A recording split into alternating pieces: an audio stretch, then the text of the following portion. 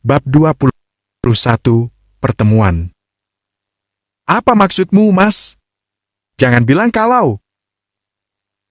Mariska tak melanjutkan ucapannya. Keburu terkesima melihat sorot serius sekaligus lembut dari tatapan pria itu. Bicaralah dengan beliau, Cak. Maaf, aku menyuruhmu datang seperti ini, padahal seharusnya aku menjemputmu. Tapi, aku harus menjemput beliau dari rumahnya tadi. Tunggu, ya. Bram berdiri dan perlahan melangkah keluar. Mariska mengiringi kepergian pria itu dengan tubuh membeku.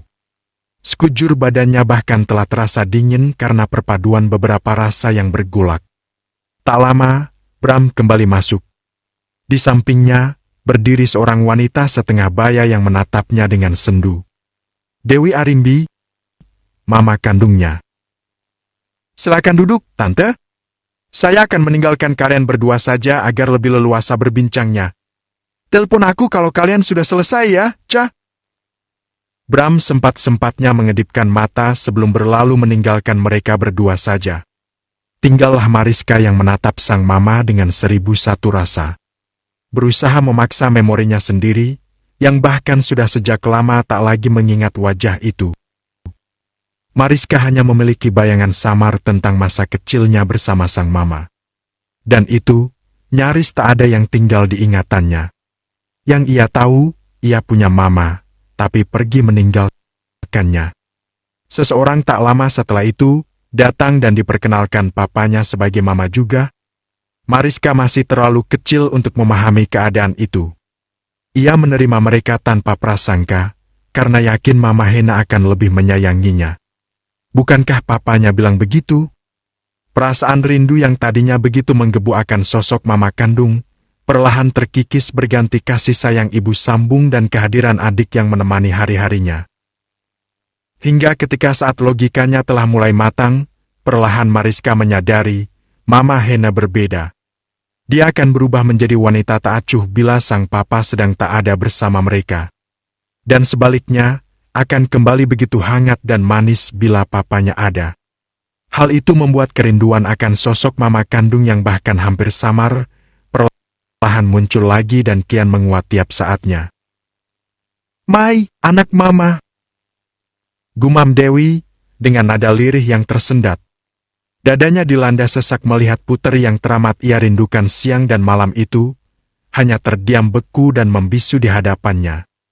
Mariska menelan ludahnya dengan susah payah. Ia terduduk begitu saja di sofa, diikuti Dewi yang menghambur memeluknya.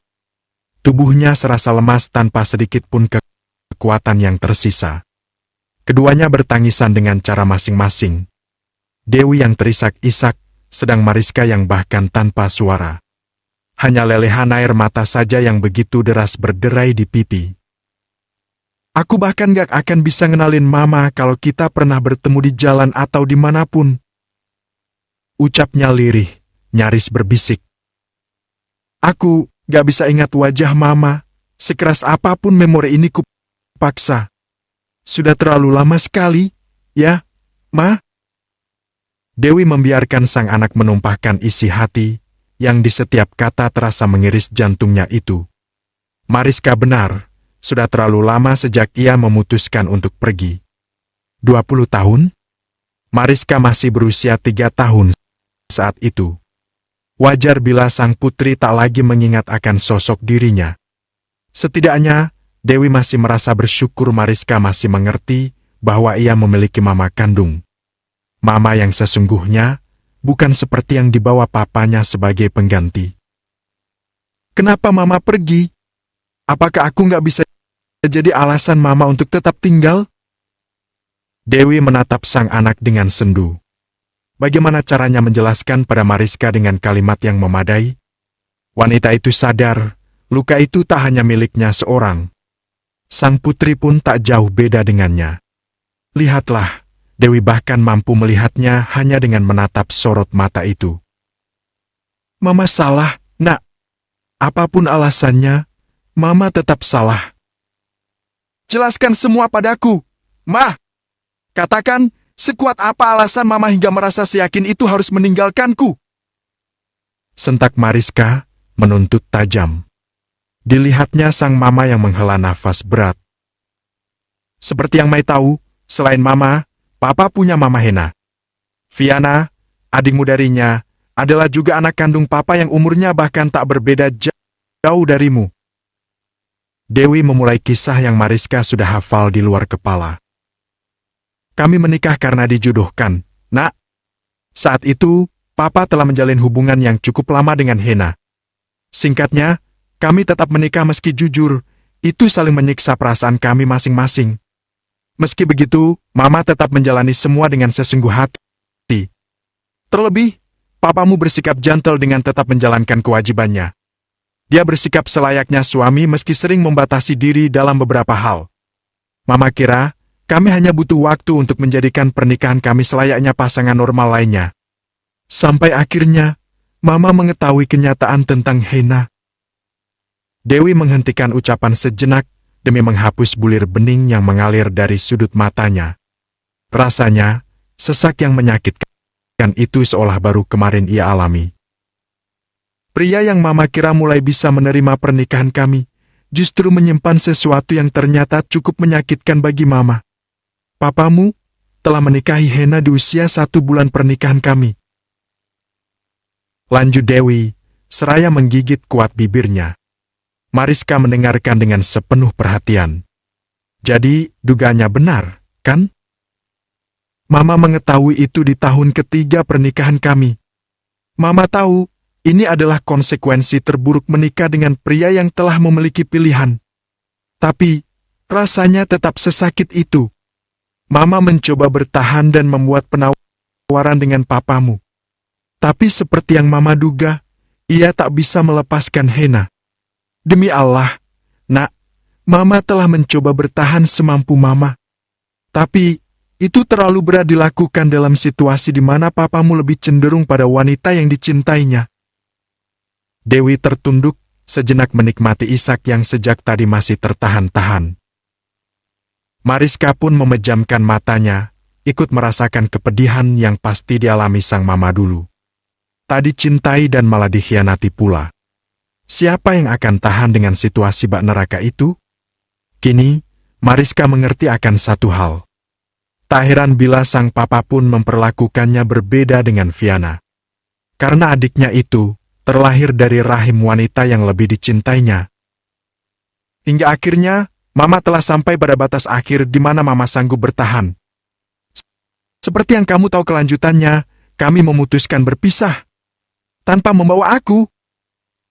Mariska menatap lekat sang mama. Mencoba mencari jawaban atas pertanyaannya selama ini. Tentu Mama berjuang untuk itu. Tapi, Papa memenangkan hak asuh atas dirimu. Dewi mengalihkan pandang dengan jemari saling bertaut. Tapi Mama gak pernah berusaha untuk menemui aku lagi. Mama bisa tenang berjauhan dari aku. Ada beberapa hal yang sulit untuk Mama ceritakan, sayang. Tapi percayalah, Mama selalu berusaha untuk itu. Kamu tahu, diam-diam Mama bahkan mengikuti perkembanganmu. Dewi merogoh tasnya dan mengeluarkan beberapa lembar foto. Mariska tersentak. Itu, bukankah gambar dirinya? Beberapa momen diabadikan secara diam-diam tanpa Mariska sadari sedikit pun. Dari foto semasa ia masih mengenakan seragam TK, sekolah dasar, bahkan hingga saat ia wisuda setahun lalu. Entah bagaimana cara Dewi mengambil gambar itu, yang jelas tak terlihat cukup dekat. Mariska bisa memperkirakan dari sudut mana foto itu diambil. Dari balik pohon di depan taman kanak-kanak, dari dalam sebuah kios bakso dekat sekolah SMP-nya, dan dari sebuah halte seberang jalan SMA-nya. Jadi, mamanya pernah ada di tempat-tempat itu dan memperhatikannya dari kejauhan. Tuhan, andai saja ia tahu saat itu. Kenapa Mama gak langsung menemui aku? Tuntutnya, menatap nanar. Itu akan lebih berat untuk Mama dan kamu, Nak. Entah bagaimana cara Dewi mengatakan yang sesungguhnya. Wanita itu hanya tak ingin Mariska lebih terluka lagi. Baginya, perasaan dan hati sang anak adalah hal terpenting. Meski untuk itu, Dewi harus mengorbankan dirinya karena jadi terlihat buruk. Keduanya terdiam, larut dalam suasana dan perasaan masing-masing. Mariska tak hentinya menyesali, kenapa kisah mereka harus sedrama ini? Ada banyak dari temannya yang juga memiliki kasus serupa dengannya. Hidup terpisah dari salah satu orang tua, namun masih tetap bisa menemui mama atau papanya tanpa kendala sedikit pun. Kenapa ia tidak bisa seperti itu? Kenapa Syahru seolah ingin menghapus jejak Dewi dengan menyembunyikan info apapun tentangnya? Kenapa papanya selalu terkesan marah dan menjelek-jelekan di setiap kali pertanyaan Mariska tentang sang mama? Padahal, bukankah kesalahan terbesar disebabkan oleh papanya sendiri? Berkhianat di 1 bulan pernikahan mereka dengan mendatangkan Hena sebagai istrinya yang lain. Luar biasa. Apakah lelaki memang seegois itu? Siapa anak perempuan yang tinggal dengan mama? Tanya Mariska tanpa menatap Dewi. Dia anak angkat mama, nak. Mama mengambil dia sejak masih berumur 1 tahun. Orang tuanya memiliki banyak anak, namun taraf kehidupan mereka begitu memprihatinkan. Mereka mengizinkan mama untuk merawatnya. Namun begitu, mereka tetap masih berhubungan dengan baik sampai sekarang. Nina tahu bahwa mama hanyalah orang tua angkatnya. Dewi menjelaskan secara ringkas. Dia beruntung. Gumam Mariska, lirih. Dewi hanya menunduk, tak sanggup menanggapi. Aku lihat mama begitu menyayangi dia. Orang yang tak mengenal kalian, pasti beranggapan kalau anak itu adalah anak kandung mama. Hatinya seakan tersayat perih saat mengatakan itu. Bayang-bayang kemesraan Dewi dalam memperlakukan anak angkatnya, kembali berkelebat di benak Mariska. Apa, mama juga masih menyayangi aku sama seperti pada anak itu? Ya Allah, nak, hanya Tuhan yang tahu tentang rasa rindu mama yang besar untukmu. Tentang betapa kuatnya keinginan mama untuk kembali bersamamu, sama seperti dulu. Kamu anak kandung mama, yang mama lahirkan dengan pertaruhan nyawa. Tak akan ada yang bisa menggantikan posisimu, sekalipun mama juga menyayangi Nina. Dengan hati tersayat, Dewi berusaha untuk menjelaskan. Apa yang lebih membuat seorang ibu merasakan patah hati selain mendapat pertanyaan kesangsian dari sang buah hati tentang kasih sayangnya? Mariska menatap sang mama dalam-dalam, setelah berusaha untuk menguatkan hatinya. Kalau begitu, apa mama bersedia untuk tinggal bersama aku lagi? Tanpa Nina? Bab 22, terlalu membuang waktu. Mariska menatap sang papa dengan lekat. Selama ini, ia bahkan tak pernah berani menentang tatapan pria itu bila mereka tengah bicara. Tapi kali ini, tak lagi sama. Terlebih ia dapat menebak apa tujuan sang papa memanggilnya malam ini di ruang kerjanya. Papa dengar, kamu mau ikut terjun mengurus butik? Ma yakin? Syahru memilih to the point setelah tak lama anaknya duduk. Kenapa harus tidak yakin? Apa Me nggak berhak? Mariska memilih menembak, memutus basa-basi yang sungguh tak perlu. Syahru tampak sedikit terkejut mendengar reaksi Mariska yang seterbuka itu. Bukan begitu. Mamamu bilang, dia malah ikut senang kalau kamu mau ikutan membesarkan butik. Seperti yang Mai tahu, keadaan butik sekarang gak sama seperti dulu. Pria itu menyergah, berusaha agar sang anak tak salah paham. Kita lihat saja nanti, Pak. Mai sendiri belum mengerti seperti apa keadaan butik yang sekarang. Jadi belum bisa menyimpulkan.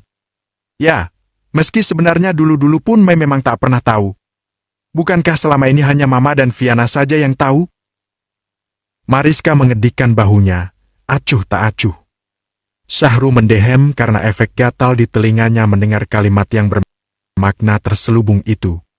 Apa yang terjadi sebenarnya dengan Mariska? Kenapa ia merasa anak itu berubah?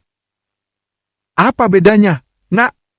Kamu melihat sendiri atau karena diberitahu mamamu, toh sama saja. Syahru melembutkan nada suaranya.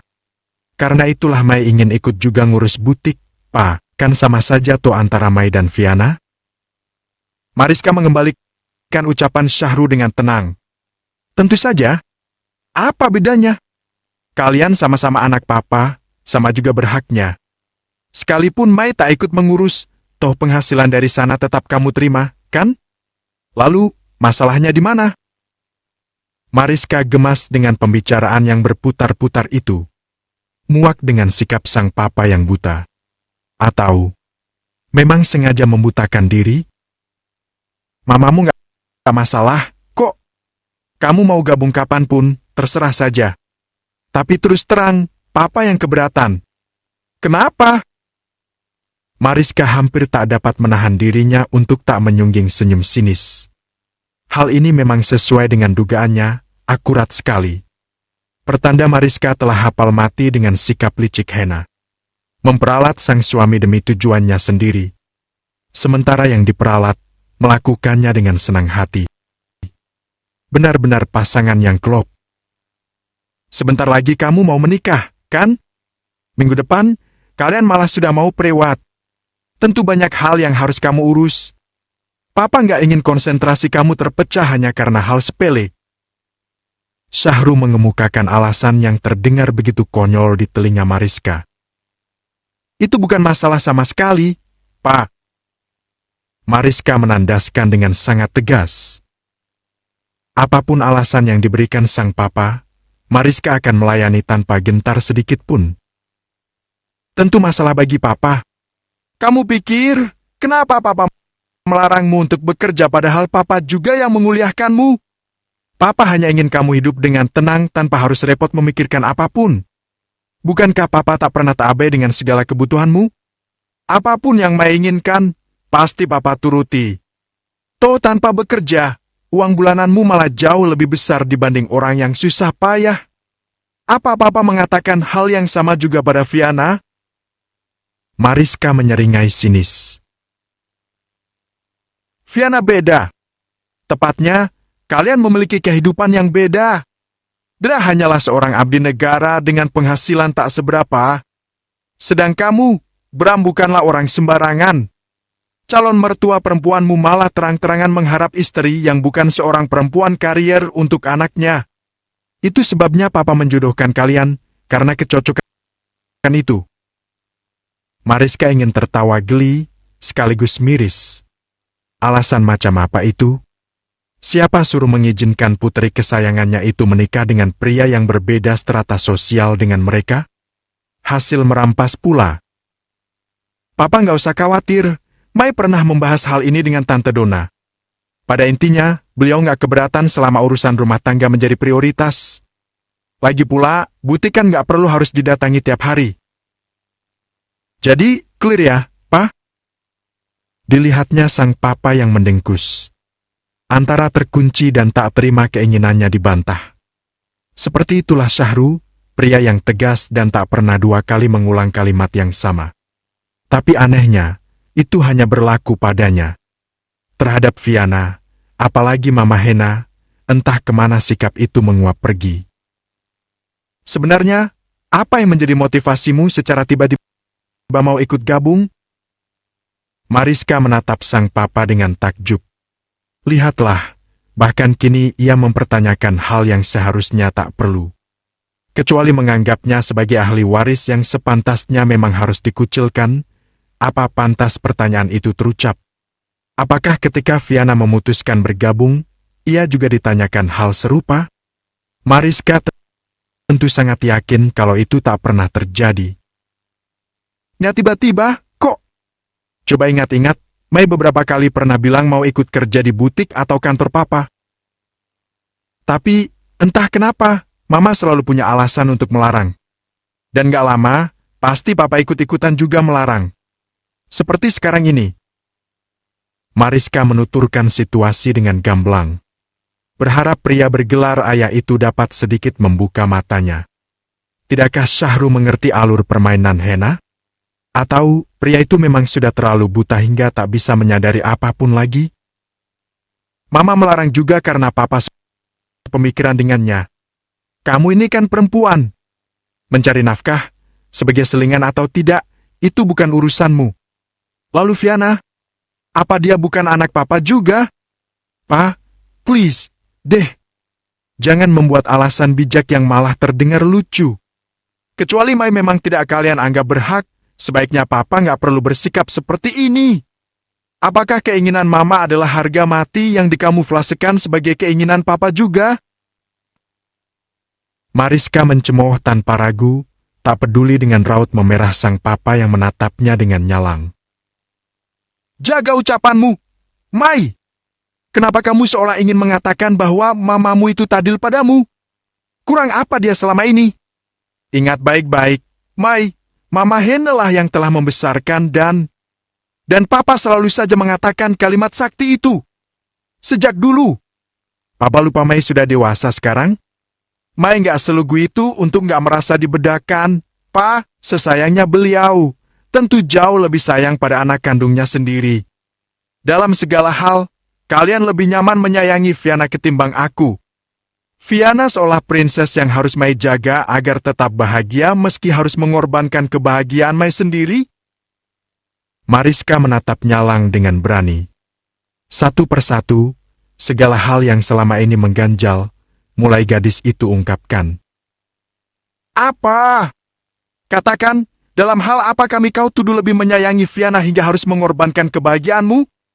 Apa ini masih tentang Dra? Kamu belum mampu menerima kenyataan kalau pria itu lebih memilih adikmu? Kamu menyalahkan kami karena dia sudah tak punya perasaan apa-apa lagi padamu. Hujam Syahru menggemelutukan gerahamnya. Pria itu tak hanya merasa tersinggung dengan ucapan sang anak, tapi juga karena kecewa akan Mariska yang menatapnya dengan sorot kebencian. Mariska hanya mampu terpaku. Inikah pria bergelar papa itu? Pria yang begitu mudah menyakiti hatinya dengan pilihan kalimat yang jauh dari bijaksana? Kenapa Syahru tidak bisa menilai dari dua belah sisi? Bukankah selain Papa Fiana, ia adalah papanya juga? Bukankah seorang papa seharusnya adalah orang pertama yang akan sakit bila melihat anak gadisnya tersakiti? Lalu, kenapa justru pria itulah yang paling tak segan menabur garam dan memercikan cuka dalam luka hatinya? Apakah ia bahkan tahu akan rasanya yang luar biasa perih? Rasanya, Mariska ingin berteriak pada pria itu tentang Dra yang hampir menciumnya dan berterus terang tentang perasaannya yang masih ada. Apa yang papanya tahu tentang hal ini? Bukan Dra yang hilang rasa padanya, tapi anak kesayangannya lah yang terlalu liar hingga sanggup menggadai harga diri demi mendapatkan pria itu. Kenapa Fiana sanggup bersikap demikian? Karena dia adalah anaknya Hena Meriena? Like mother like daughter, bukankah begitu? Namun kalaupun ia mengungkapkan hal itu, sang papa tentu tak akan percaya. Di matanya, Fiana adalah seorang puteri tak bercela. Yang tak sependapat berarti adalah musuhnya. Menggelikan. Apa benar papa adalah papaku? Seorang papa tak akan pernah mengatakan hal menyakitkan seperti itu. Mariska berucap dengan nada parau. Dan ini bukan hanya tentang Dra.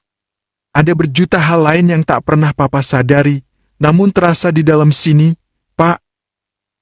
Mariska menunjuk dadanya. Tapi sudahlah. Mai pun sudah tak tertarik untuk membahas hal ini. Semua sudah terlanjur berkarat sekalipun papa mencoba untuk perbaiki, asal papa tahu.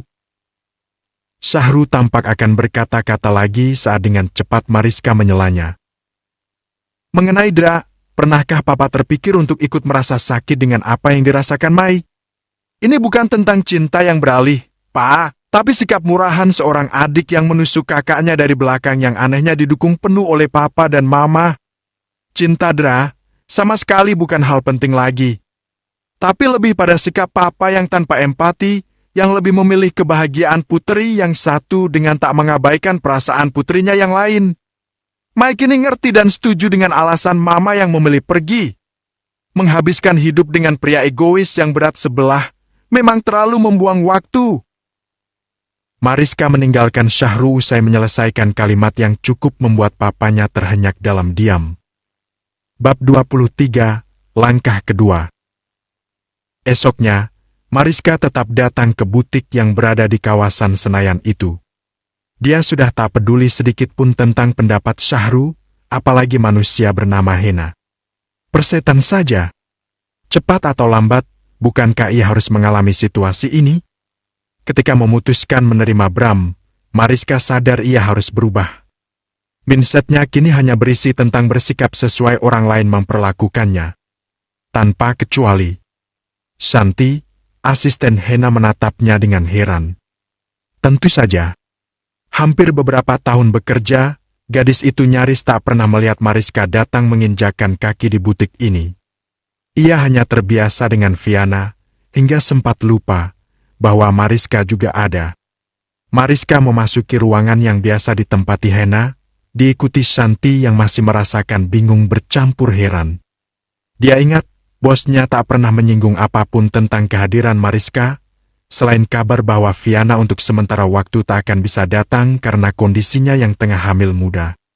Terlebih, Mariska memintanya untuk menunjukkan pembukuan yang siapapun tahu, itu hanya merupakan otoritas sang bos yang tak bisa diumbar pada siapapun. Nenek Graham, Bu Hena sudah tahu, Mbak?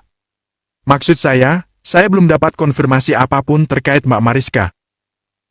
Gadis berpenampilan modis itu tampak canggung menghadapi Mariska. Pardon? Kamu lupa saya ini siapa, Shan? Kenapa kamu bersikap seakan saya orang luar yang gak berhak? Mariska menatapnya, tajam.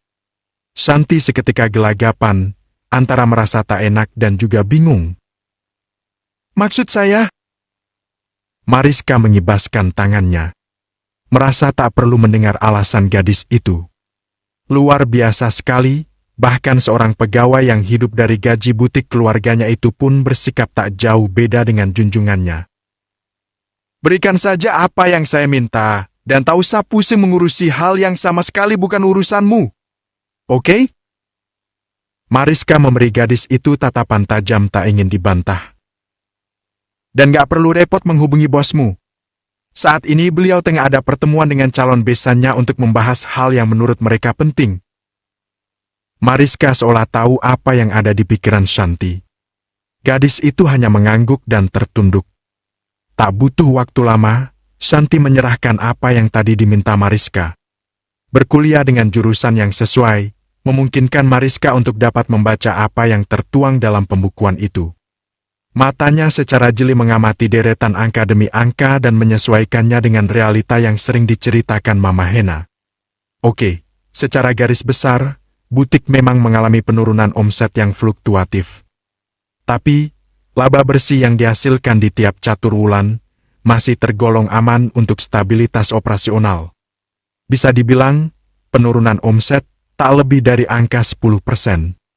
Karena pada dasarnya, mereka telah memiliki langganan loyal yang meski dalam situasi pandemik, tak begitu terpengaruh untuk menghamburkan uangnya. Seperti yang diduganya, ada beberapa output tetap dalam cash flow yang cukup membuatnya merasa miris. Abaikan seberapa besar yang didapatkan Hena, laporan pengeluaran untuk gaji karyawan, terkhusus Viana, terbilang lumayan wow.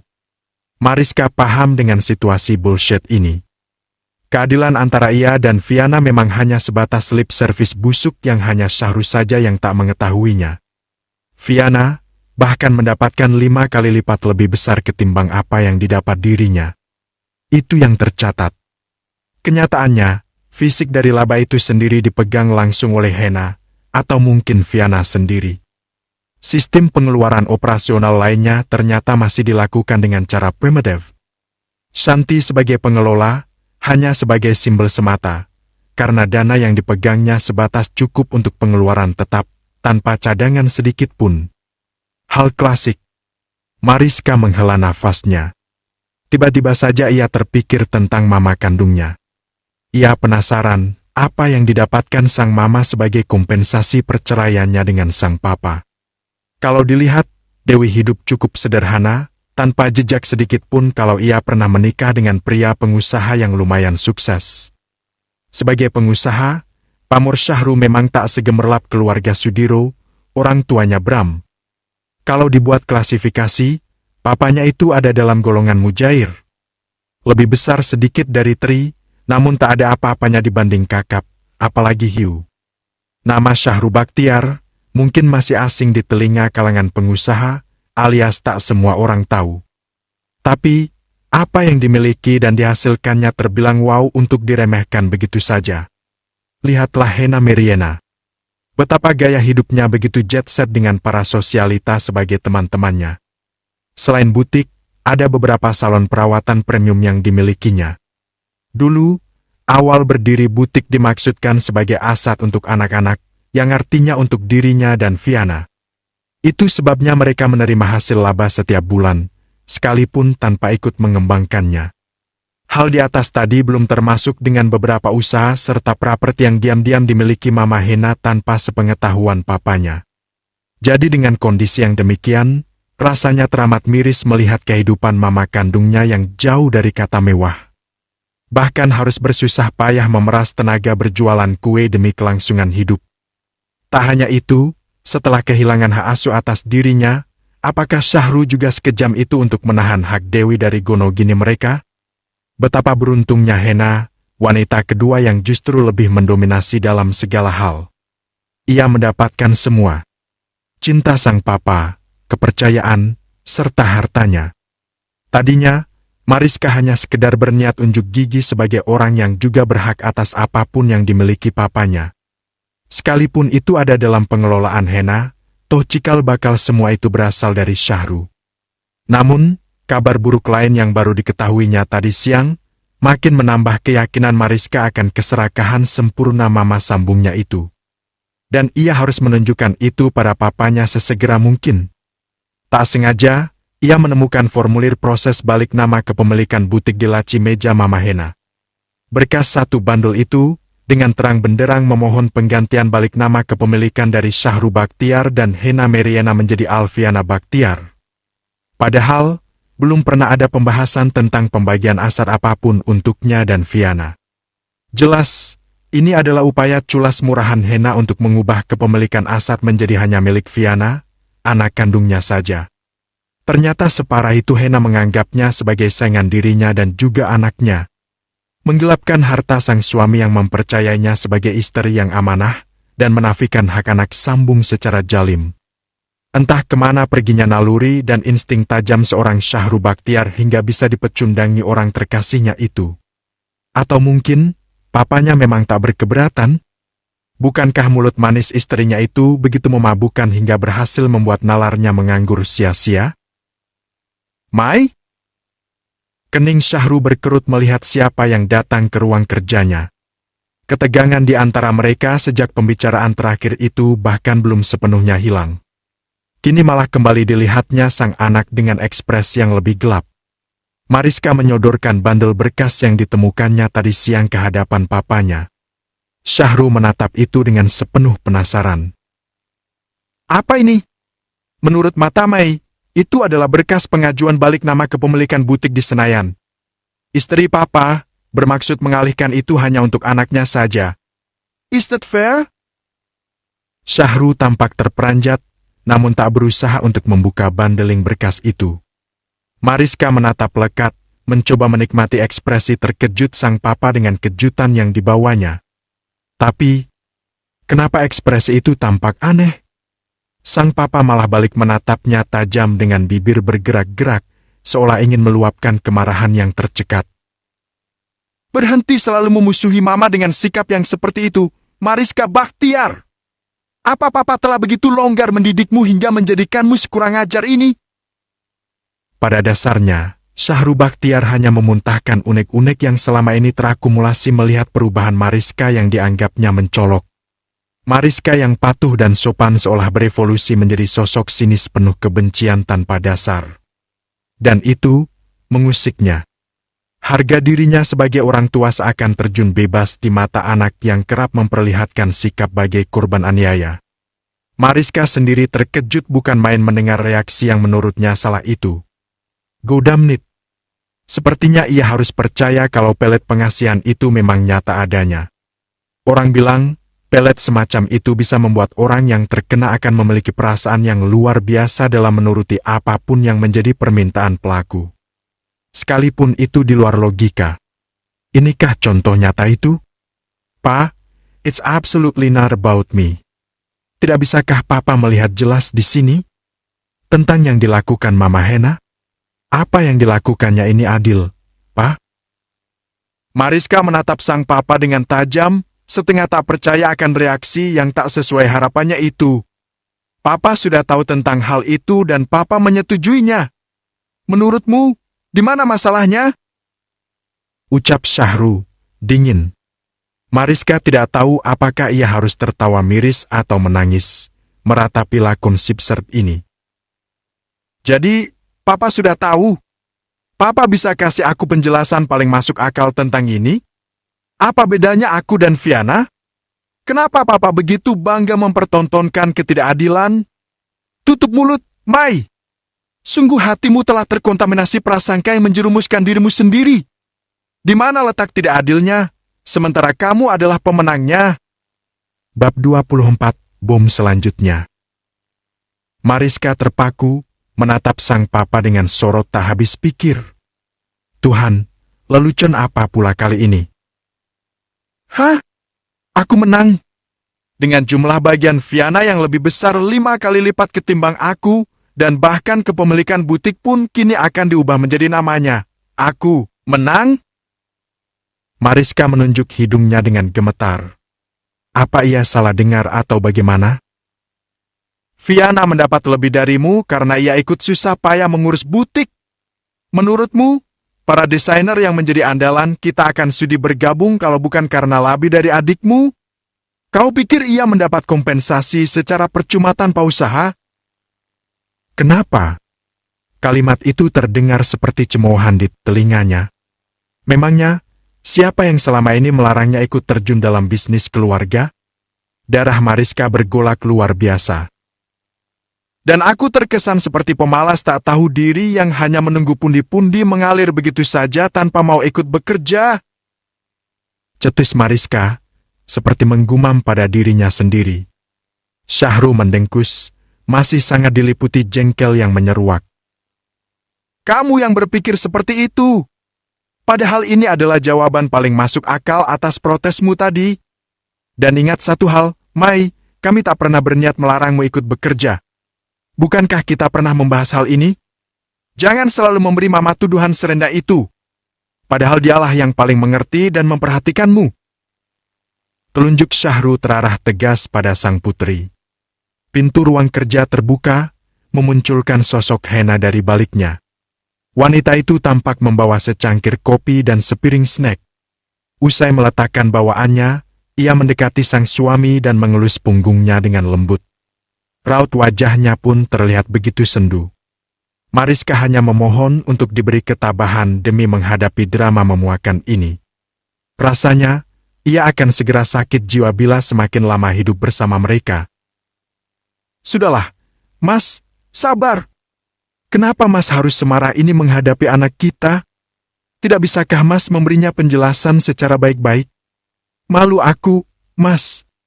Apa kata orang bila mendengar kita meributkan hal ini? Tuturnya lembut membujuk. Mariska mendengar itu dengan rasa takjub. Sepertinya ia harus belajar banyak dari Hena tentang sikap munafik yang manipulatif. Aku yang malu, Ma. Macam tak bisa kudidik Mariska dengan baik hingga ia harus meributkan hal semacam ini. Bahkan dia belum tahu duduk persoalan yang sesungguhnya. Syahru menatap sang istri dengan perasaan bersalah. Usai puas mengelus punggung suaminya, Hena menatap anak sambungnya dengan wajah tenang. Bibirnya mencoba mengulas senyum lembut yang diharap bisa menenangkan. Apa yang Mai lihat itu memang benar, Nak. Kami telah sepakat untuk mengalihkan kepemilikan butik Senayan pada adikmu, Viana. Tapi bukan berarti kami melupakan hakmu begitu saja. Asal Mai tahu, 2 butik kita lainnya itu akan menjadi milikmu. Tak apa Viana hanya mendapat 1, karena Mama sepenuhnya sadar kalau Mai lebih berhak. Semua aset yang ada berasal dari harta Papa yang sudah lama ada sebelum kami menikah. Itu berarti Mai berhak mendapat sedikit lebih dari Viana. Termasuk rumah ini, yang terus terang Mama agak sedikit berat melepasnya. Bukan karena apa, toh Papa bisa membeli yang jauh lebih besar. Tapi nilai kenangannya. Tadinya Mama berharap kita bisa kumpul bersama-sama di sini. Atau paling tidak, rumah ini bisa menjadi tujuan kalian untuk pulang dan berkumpul bersama di saat senggang setelah kalian hidup terpisah nanti. Mariska merasa speechless mendengarnya. Menuruti emosi, ingin rasanya mendebat Hena dan menelanjangi kelakuannya di belakang Syahru. Kira-kira, bagaimana reaksi papanya itu bila tahu tentang asat tersembunyi sang istri? Apakah pria itu masih bisa lantang membelanya? Tapi tidak. Mariska tahu dia tidak boleh gegabah.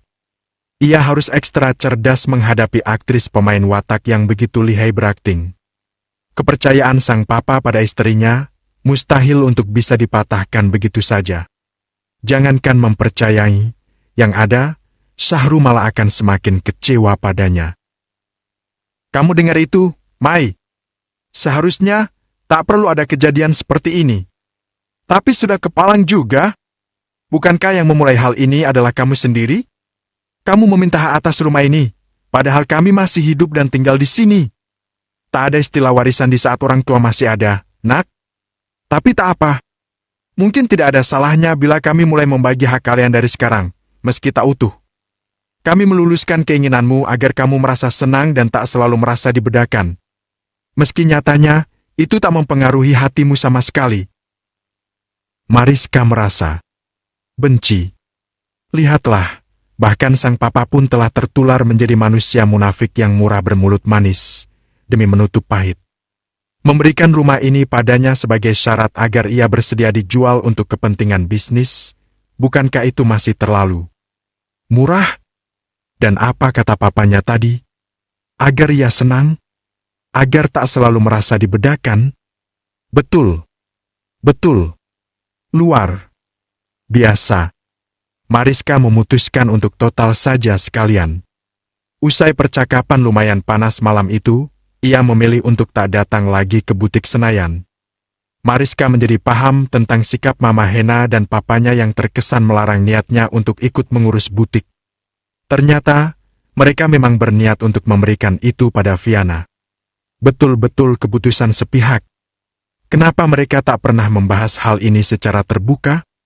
Bukankah itu cara yang fair untuk mencapai kesepakatan? Bukan dengan cara seperti ini. Diam-diam, dan tak heran menimbulkan prasangka. Anehnya, semua memiliki jawaban hanya ketika ditanya saat sudah dalam kondisi terdesak. Sebelumnya, apakah pernah mereka memberitahunya tentang hal ini? Bahkan, Mariska yakin bahwa rencana pemberian 2 butik itu hanyalah sekedar wacana. Sebagai jawaban sakti yang dipersiapkan, hanya bila ditanya saja. Dan Mariska memutuskan untuk menuntaskannya sekalian. Aku ingin semua jelas dan resmi, Pak. Ucapnya tegas saat mendatangi kantor sang papa demi membahas hal ini. Dan seperti biasa, ekspresi wajah pria itu akan berubah menjadi gelap dan tak menyenangkan. Mungkin, di matanya, Mariska dianggap tak lebih sebagai troublemaker yang merusak suasana kedamaian keluarga. Apalagi? Tanyanya, memberi tekanan pada kata lagi. Kita buktikan saja semua, agar masalah clear dan gak perlu dibahas lagi di kemudian hari karena memang belum sepenuhnya tuntas. Mai ingin pengalihan hak atas butik yang lain dilakukan secara hitam putih di depan notaris. Tidak sekedar wacana, apalagi lip service semata. Ucap Mariska, tegas. Itu saja yang ada di pikiranmu. Syahru mendengkus kesal. Kenapa Papa harus bereaksi seperti itu? Aku pun ingin seperti Viana yang tanpa meminta, tapi kalian beri dan mengurusnya tuntas hingga ke unsur hukumnya. Ini hanya tentang masalah waktu, kenapa kamu harus terburu-buru seperti itu? Papa kok aneh? Yang terburu-buru mengurus sertifikat pengalihan hak ke BPN untuk Viana itu siapa? Sementara tindak lanjut Papa atas rumah saja belum ada, padahal itu lebih dulu kejadiannya ketimbang persoalan butik. Atau, jangan-jangan, rencana kalian untuk Viana itu sudah lebih dulu ada? Berpikir buruk saja terus. Apapun akan terlihat salah di matamu. Untuk apa Papa menjawab lagi? Syahru menyergah tuduhan itu dengan nada sinis. Bagaimana aku tak berpikir buruk saat kalian lebih dulu mengurus bagian Viana sementara ia pasti tak pernah memintanya? Atau jangan-jangan, dia sama saja sepertiku? Bedanya, Kalian menyembunyikannya agar namanya tetap baik dibanding diriku. Adikmu tak pernah memintanya. Ini murni pemikiran kami sebagai orang tua. Mariska mengedikkan bahunya. Tak mau ambil pusing dengan pembelaan sang papa. Toh, ia bisa menilai sendiri kenyataannya. Oke, aku pun gak terlalu butuh jawaban papa. Buktikan saja. Aku harap semua sudah rampung sebelum hari pernikahan kami. Karena apa? Aku gak akan segan-segan untuk membatalkannya, tak peduli bila itu harus mencoreng muka kalian. Gadis itu mengancam dengan mantap dan tegas. Apa yang membuatmu berubah seperti ini? Syahru menggeleng-gelengkan kepalanya, merasa tak habis pikir dengan sikap Mariska yang semakin ajaib setiap harinya. Aku gak berubah, Pak, hanya saja, baru sekarang berani bersuara. Aku sendiri selalu berharap Papa bisa melihat semua dengan jelas, tapi sepertinya tak mungkin. Bukan karena tak bisa, tapi karena Papa yang tak mau. Syahru mengembuskan napas berat dengan frustasi. Apa mereka akan terus membahas masalah sama yang seperti lingkaran tak berujung itu? Oh ya, karena itu akan menjadi milikku. Aku berharap bisa mengelolanya sendiri dan berwenang penuh atasnya. Terserah kamu saja. Syahru mengibaskan tangannya, bosan. Mariska menyeringai dengan perasaan puas mendengar jawaban itu. Perfect! Dan tolong sampaikan pada Mama, agar adik sepupunya itu berhenti untuk mengelola butik terhitung 3 hari dari sekarang. Terserah apakah ia ingin memberikan surat pengunduran dirinya atau tidak, yang jelas, anggap saja aku telah memecatnya. Mariska memberikan bom selanjutnya yang seketika membuat Syahru menganga. Bab 25, khawatir bila saat itu akan datang. Hena Meriana mengepalkan tangannya demi mendengar apa yang baru saja disampaikan sang suami. Telah merah seluruh wajah wanita yang telah membersamai Syahru selama 20 tahun itu. Otak wanita itu memerintahkan agar bersikap tenang, meski hati telah dipenuhi caci dan sumpah serapah pada gadis bergelar anak sambungnya. Kenapa Mai harus bersikap seperti itu, Pak? Mama benar-benar nggak habis pikir. Apakah selama ini kita kurang memperhatikannya? Apakah kita membeda-bedakan anak-anak kita? Mama nggak menyangka kalau ternyata hatinya bisa separah itu menyimpan prasangka. Tuturnya, dengan raut sedih yang juga ikut membakar hati Syahru. Pria itu berusaha meredam rasa geram pada sang anak, dengan tak memperlihatkannya di hadapan Hena. Bagaimanapun, ia ada dalam posisi dilema antara istri dan anaknya. Maafkan dia, Mai hanya terbawa emosi karena secara tiba-tiba melihat surat itu tanpa kita sempat menjelaskan yang sesungguhnya kepadanya. Papa pun jujur merasa kecewa dengan sikapnya yang seperti berubah akhir-akhir ini. Tapi sebagai orang tua, kita tak mungkin membencinya. Papa mohon agar Mama tak perlu terpancing dan tetap bersikap seperti biasanya. Syahru merengkuh bahu sang istri, memohon pengertiannya. Meski kalimat itu terasa bagai bensin yang terpercik dalam api hatinya, Hena setengah mati berusaha mengendalikan diri agar tak meledak. Mama hanya merasa sedih, Pak. Kenapa Mai tak pernah bisa melihat ketulusan Mama padanya? Hatinya selalu penuh prasangka hingga melupakan fakta. Mama merawat dan membesarkan dia, sama seperti Viana.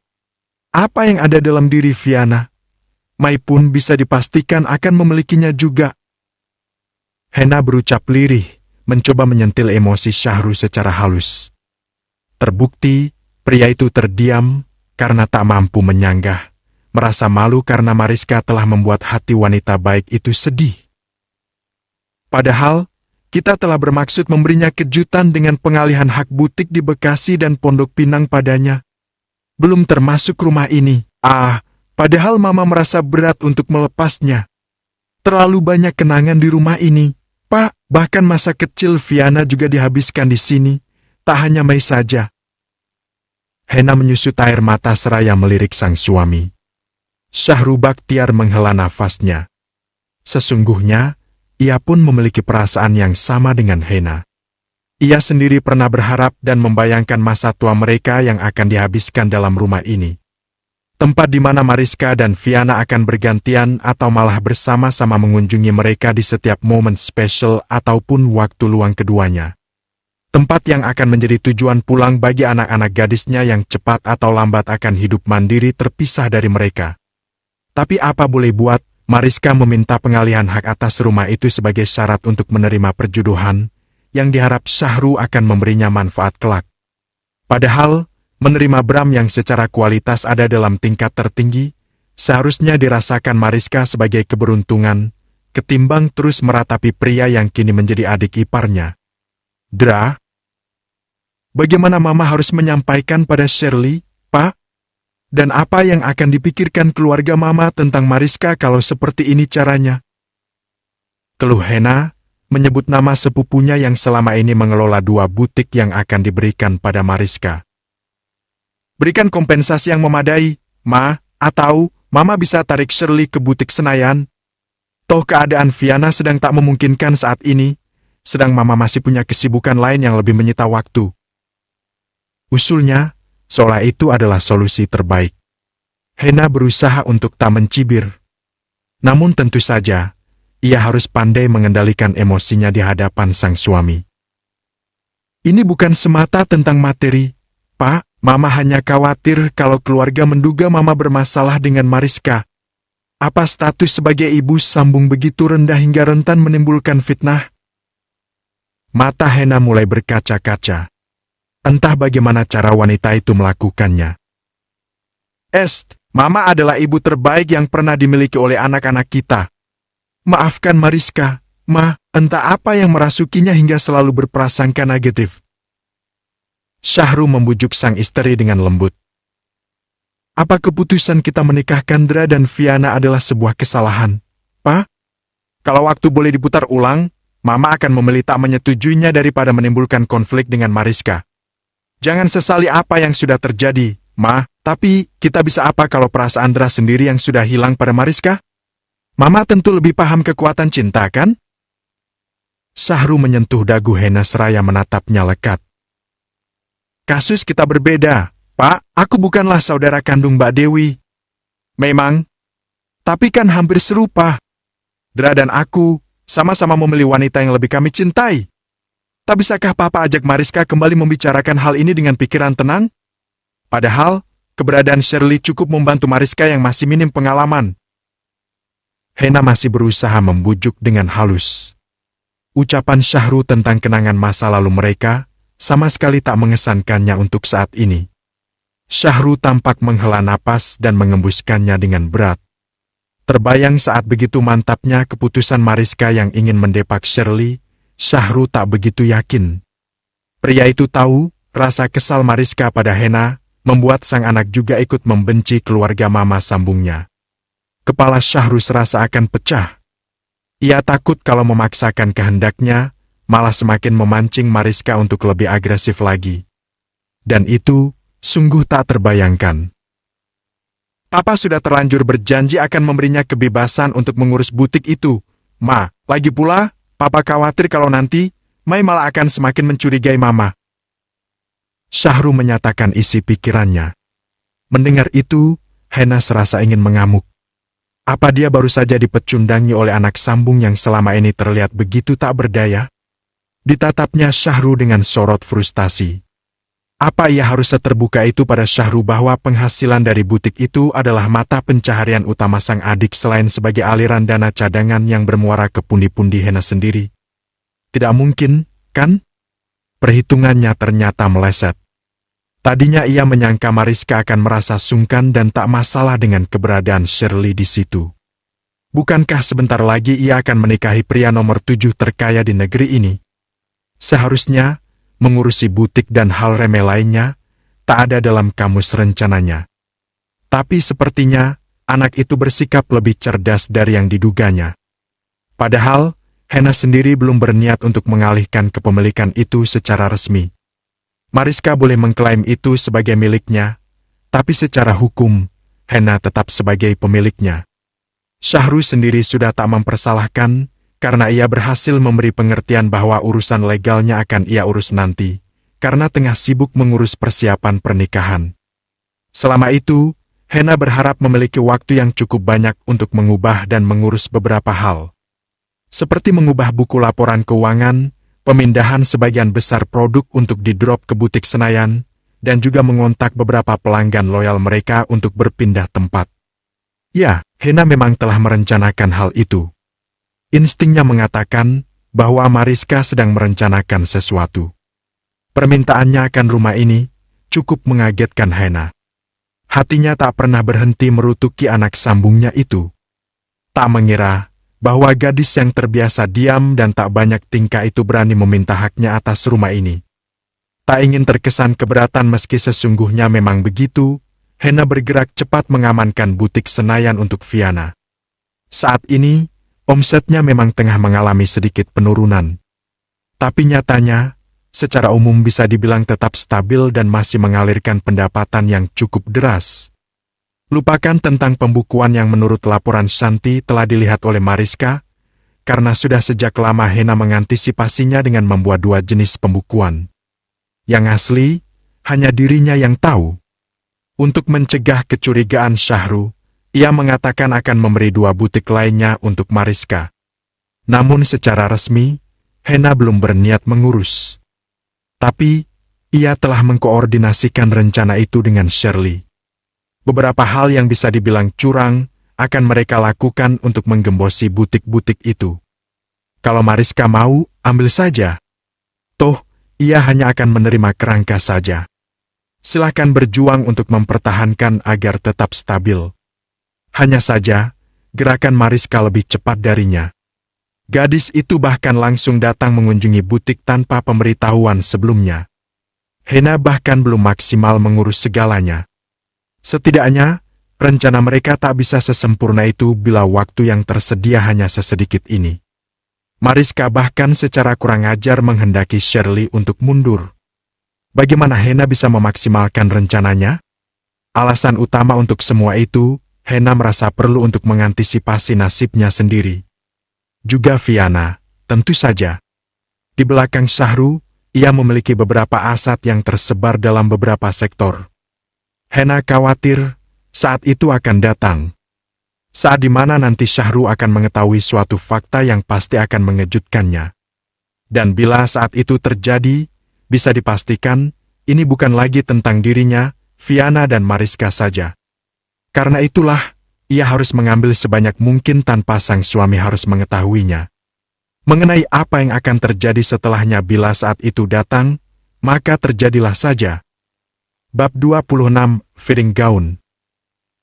Saat ini, Mariska tengah berada di sebuah butik milik teman mamanya Abraham. Donna Sudiro mempercayakan butik itu untuk membuat gaun pernikahan mereka. Semalam, calon mertuanya itu menelpon agar datang untuk proses fitting dan mengecek apakah hasil gaun memang sesuai dengan keinginan Mariska. Di pembicaraan awal mereka saat itu, Mariska memang hanya menginginkan gaun dengan potongan simpel yang tak ribet dan tak terlalu banyak aksen. Meski sesungguhnya tak terlalu antusias, Mariska mengiyakan saja tanpa banyak komentar. Mungkin, hanya ia satu-satunya calon mempelai di dunia ini yang tak begitu peduli dengan segala tetek bengek persiapan yang menguras waktu itu. Tadinya, Mariska ingin terima bersih saja dan menyerahkan semua pada Tante Donna. Tapi wanita setengah baya itu menolak. Ia ingin Mariska ikut memberi pendapatnya tentang segala hal, mungkin ingin memastikan bahwa calon menantunya mendapat sesuai dengan apa yang diinginkannya. Bukankah setiap calon pengantin normalnya memiliki banyak rencana dan hayalan tentang pesta pernikahan yang menjadi idamannya? Sayangnya, Mariska tidak. Ia malah merasa waktunya tercuri karena harus melakukan ritual yang tak melibatkan hatinya sama sekali. Bahkan karena hal ini, niat untuk mengunjungi butik miliknya menjadi tertunda. Otaknya berpikir tentang kemungkinan apa yang akan dilakukan Hena pada butik itu di saat ia tak datang. Gimana? Kamu suka? Ukurannya juga pas, kan? Tante lihat, gaun ini cantik banget di tubuh kamu. Sempurna! Tante Donna tersenyum sumringah kala melihat Mariska keluar dari ruang ganti. Mariska merasa kikuk dengan tampilan dirinya. Rasanya, gaun ini terlalu ketat membungkus tubuhnya. Terkesan sedikit seksi juga. Tante Helen, Sang perancang tampak menangkap ekspresi Mariska yang tak terlalu antusias. Gaun ini memang sengaja dijahit prasbadi, sayang. Bentuk tubuh kamu sangat bagus, proporsional. Pakai apapun, kamu sudah pasti akan terlihat cantik dan elegan. Ujarnya, memuji. Benar. Gaun itu memang tergantung dari orang yang memakainya. Yang mahal sekalipun akan terlihat biasa bila dipakai orang yang tidak tepat. Kalau Mama sih suka dengan hasilnya, kamu juga, kan, Mai? Mariska memilih mengangguk saja. Pasrah. Bagaimanapun, ia merasa segan untuk mengecewakan sang calon mertua yang terlihat begitu antusias. Oke, ini tinggal finishingnya saja kalau kayak gitu. Cuma sedikit aksen mutiara di sekitar belahan dada sesuai requestnya Mariska. Begitu, kan, sayang? Tante Halan bertanya memastikan yang ditanggapi anggukan oleh Mariska. Ini Bram kemana sih? Dari tadi kita tungguin dia kok lama sekali nggak datang-datang juga? Tante Donna menggerutu seraya melirik arloji di pergelangan tangannya. Semalam, Bram memang memberitahunya tak bisa datang menjemput dan langsung bertemu saja di butik. Mariska bahkan merasa ucapan Bram nggak penting, karena ia sendiri pun tak mengharap untuk dijemput. Selain paham dengan kesibukan pria itu, Mariska juga merasa tak nyaman dengan seringnya momen kedekatan di antara mereka. Maksudnya, toh, hubungan mereka tak senormal pasangan lain yang memulai semua dengan cinta, kan? I'm here, Mom. Sebuah suara dengan nada baweton tiba-tiba saja terdengar menyela. Ketika mereka menoleh, seorang pria dengan tangan kemeja tergulung hingga siku, telah hadir dengan senyum lebarnya. Matanya tampak melirik ke arah Mariska yang masih mengenakan gaun 80% jadi itu. Gimana calon istrimu, Bram? Cantik, kan?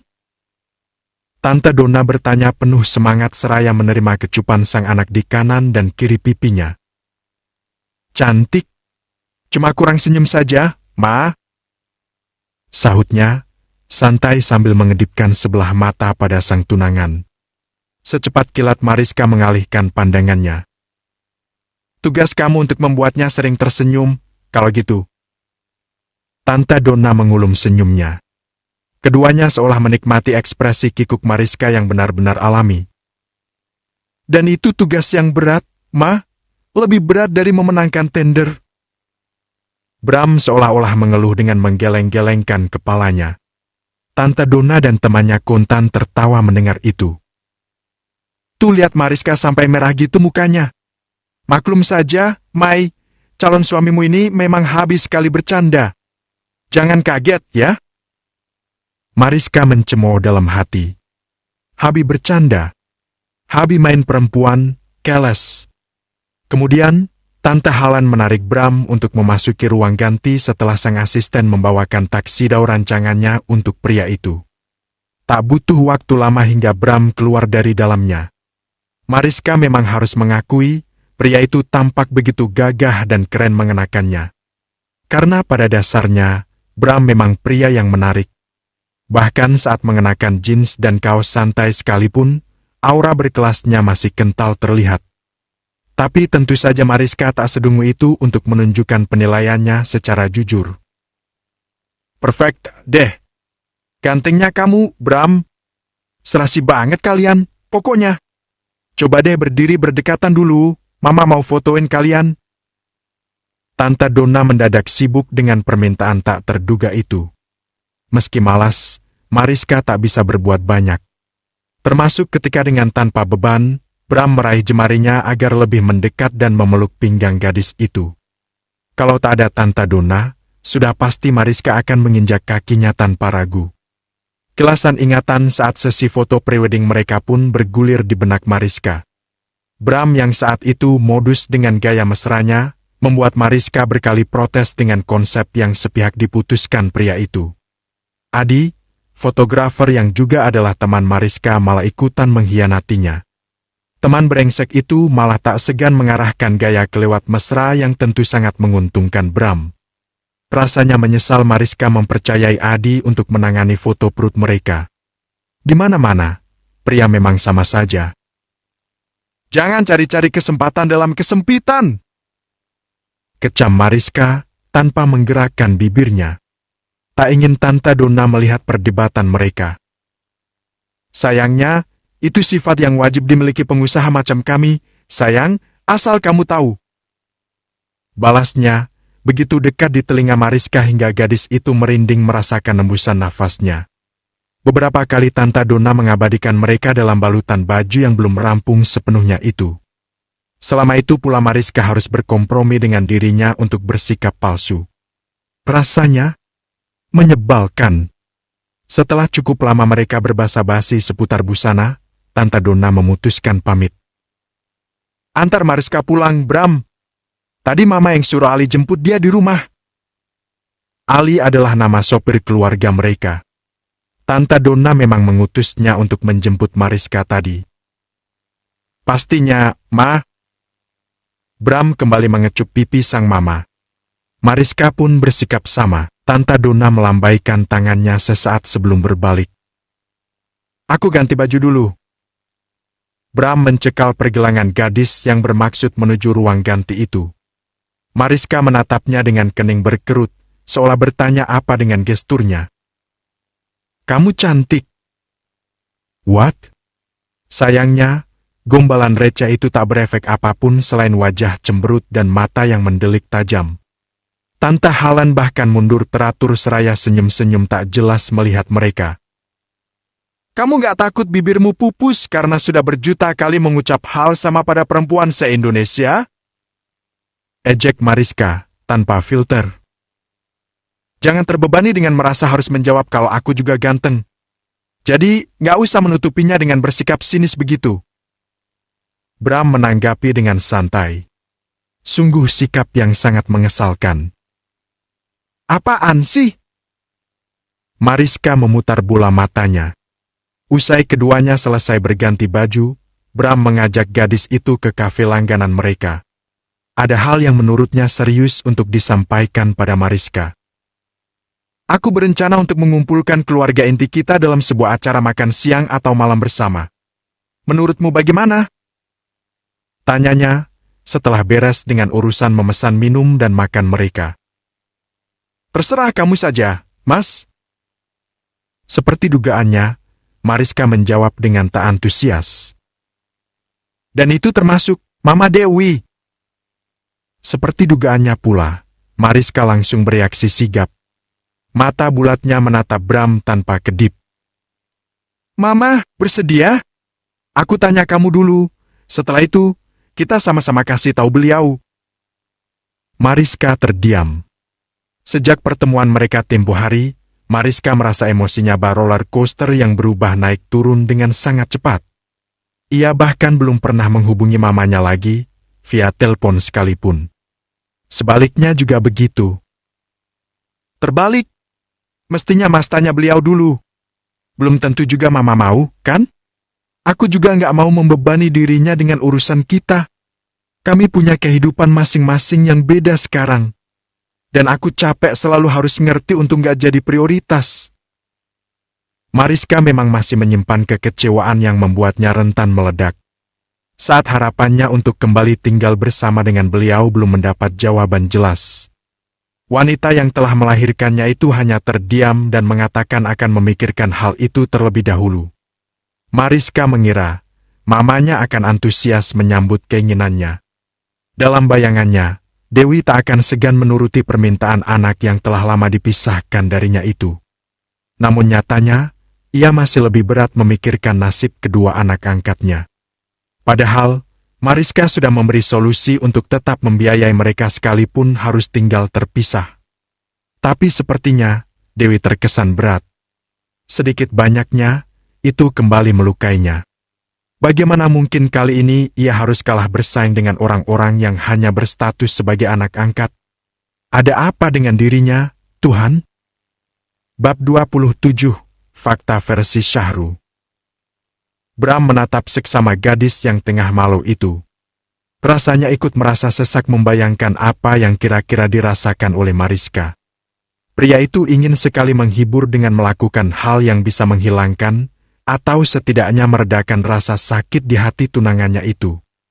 Tapi, demi janjinya pada Dewi, Bram tak bisa berbuat banyak. Aku pernah bilang kan?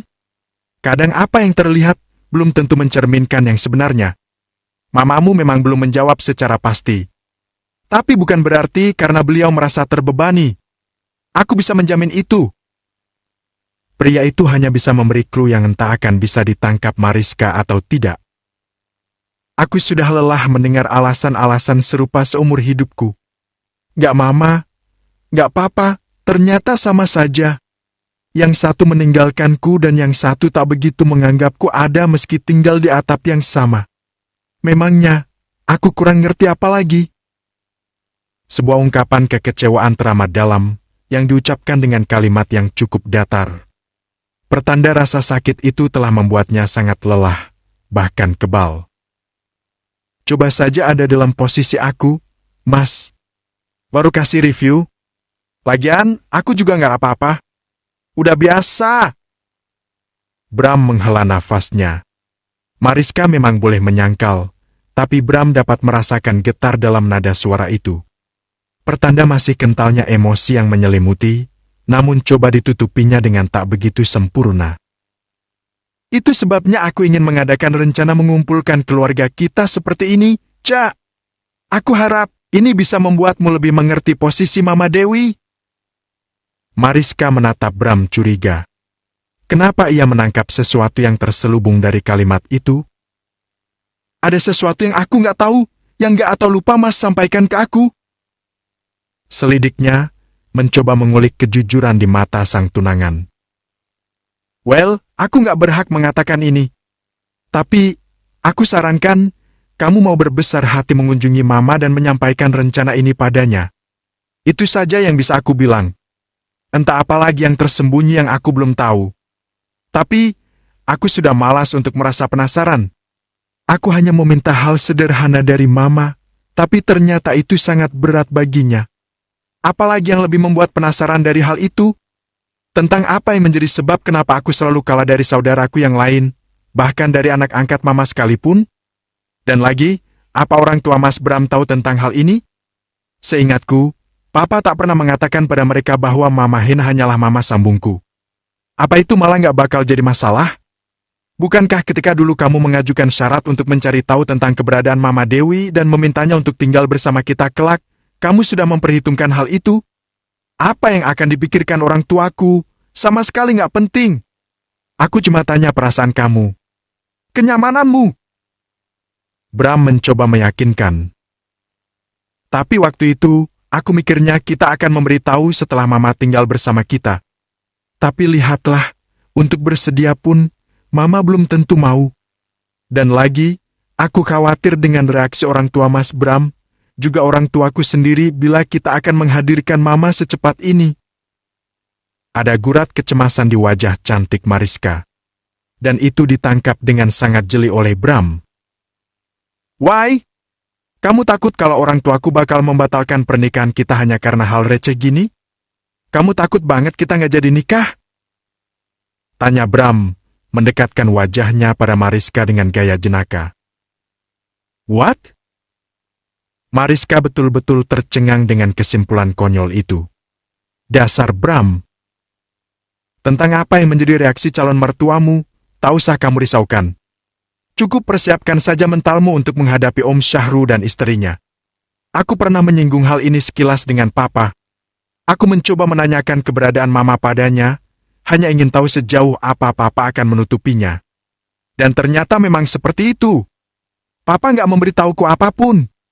Meski aku secara jelas mengatakan bahwa Mamalah yang lebih berhak mengurusi pernikahanku.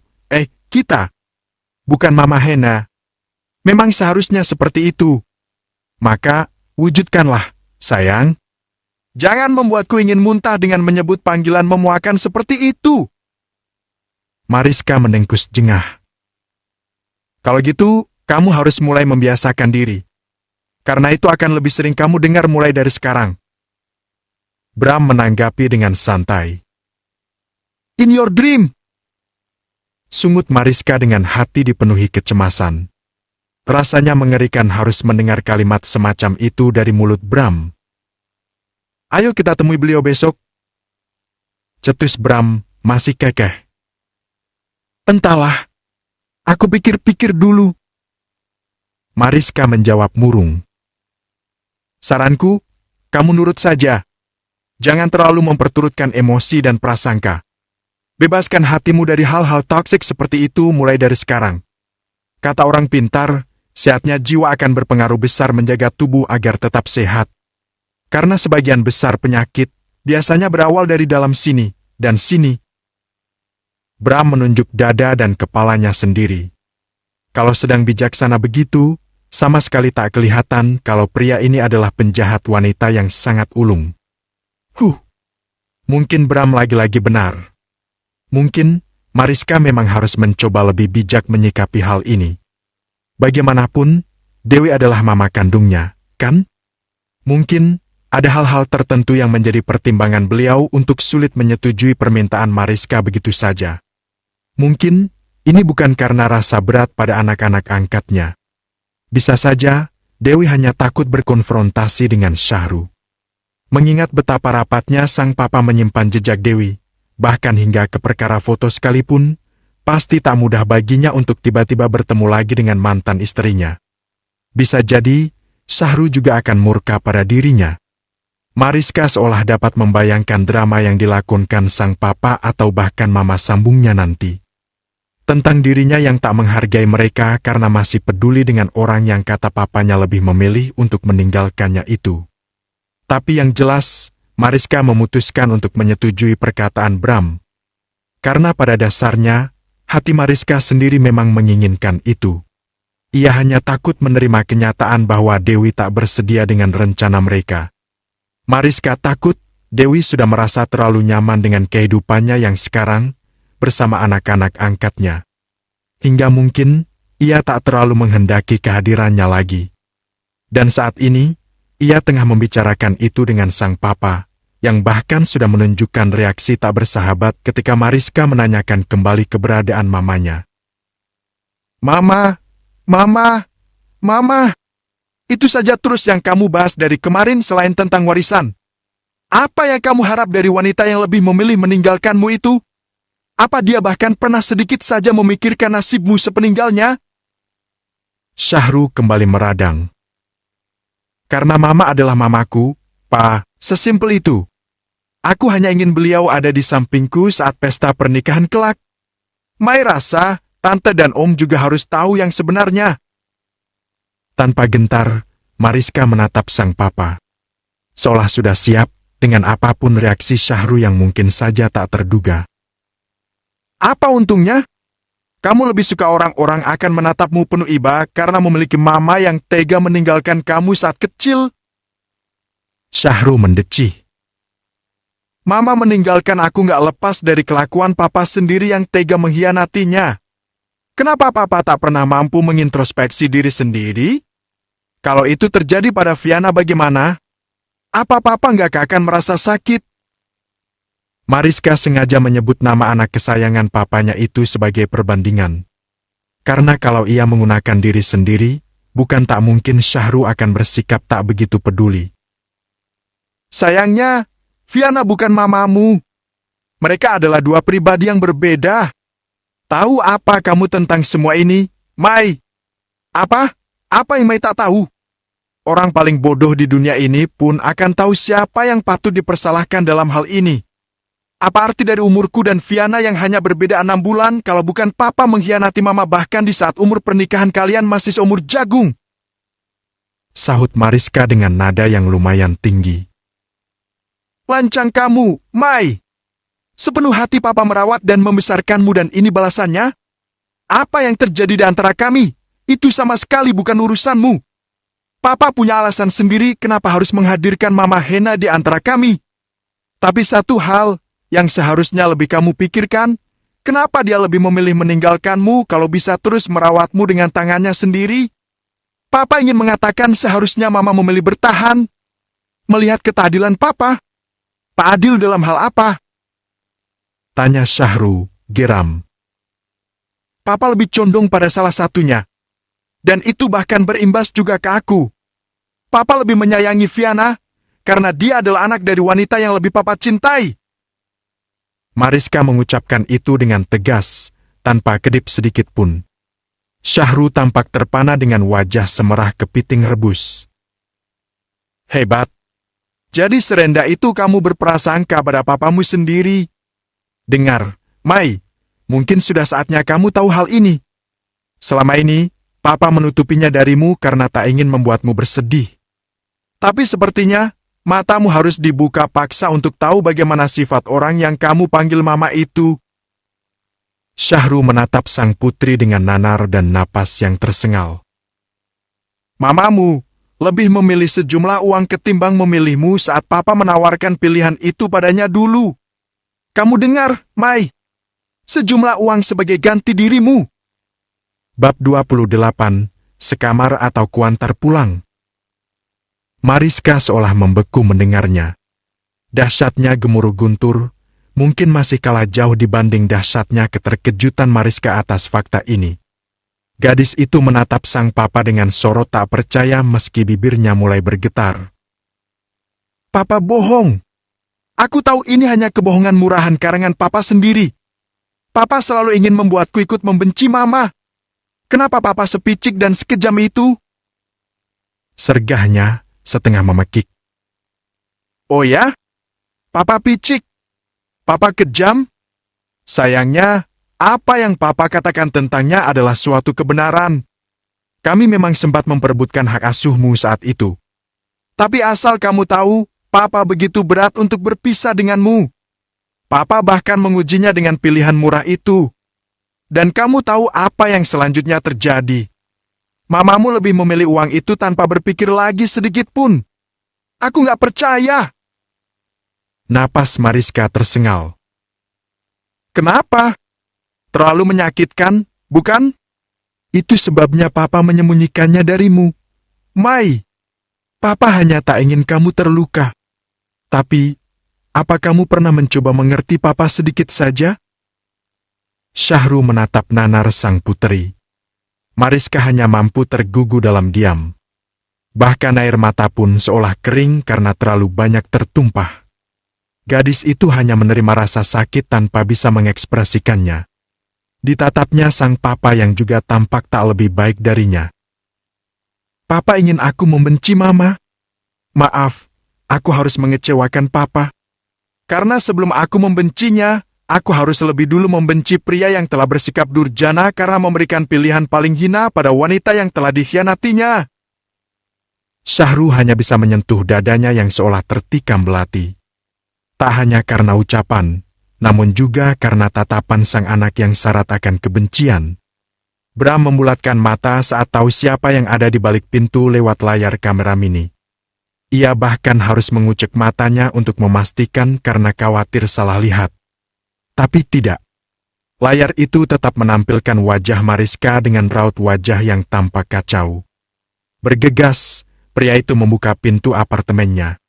Benaknya dipenuhi prasangka buruk yang mungkin dialami tunangannya itu hingga terpikir untuk mendatanginya di apartemen pada waktu selarut ini. Well, pukul 10 memang masih terhitung sore untuk orang yang terbiasa hangout. Tapi untuk waktu berkunjung, rasanya kurang tepat. Terlebih, ini adalah Mariska. And it must be something wrong. Ca? Pria itu kian terkejut saat pintu terbuka. Mariska secara tiba-tiba menghambur memeluknya. Bram meresponnya meski masih didominasi kebingungan.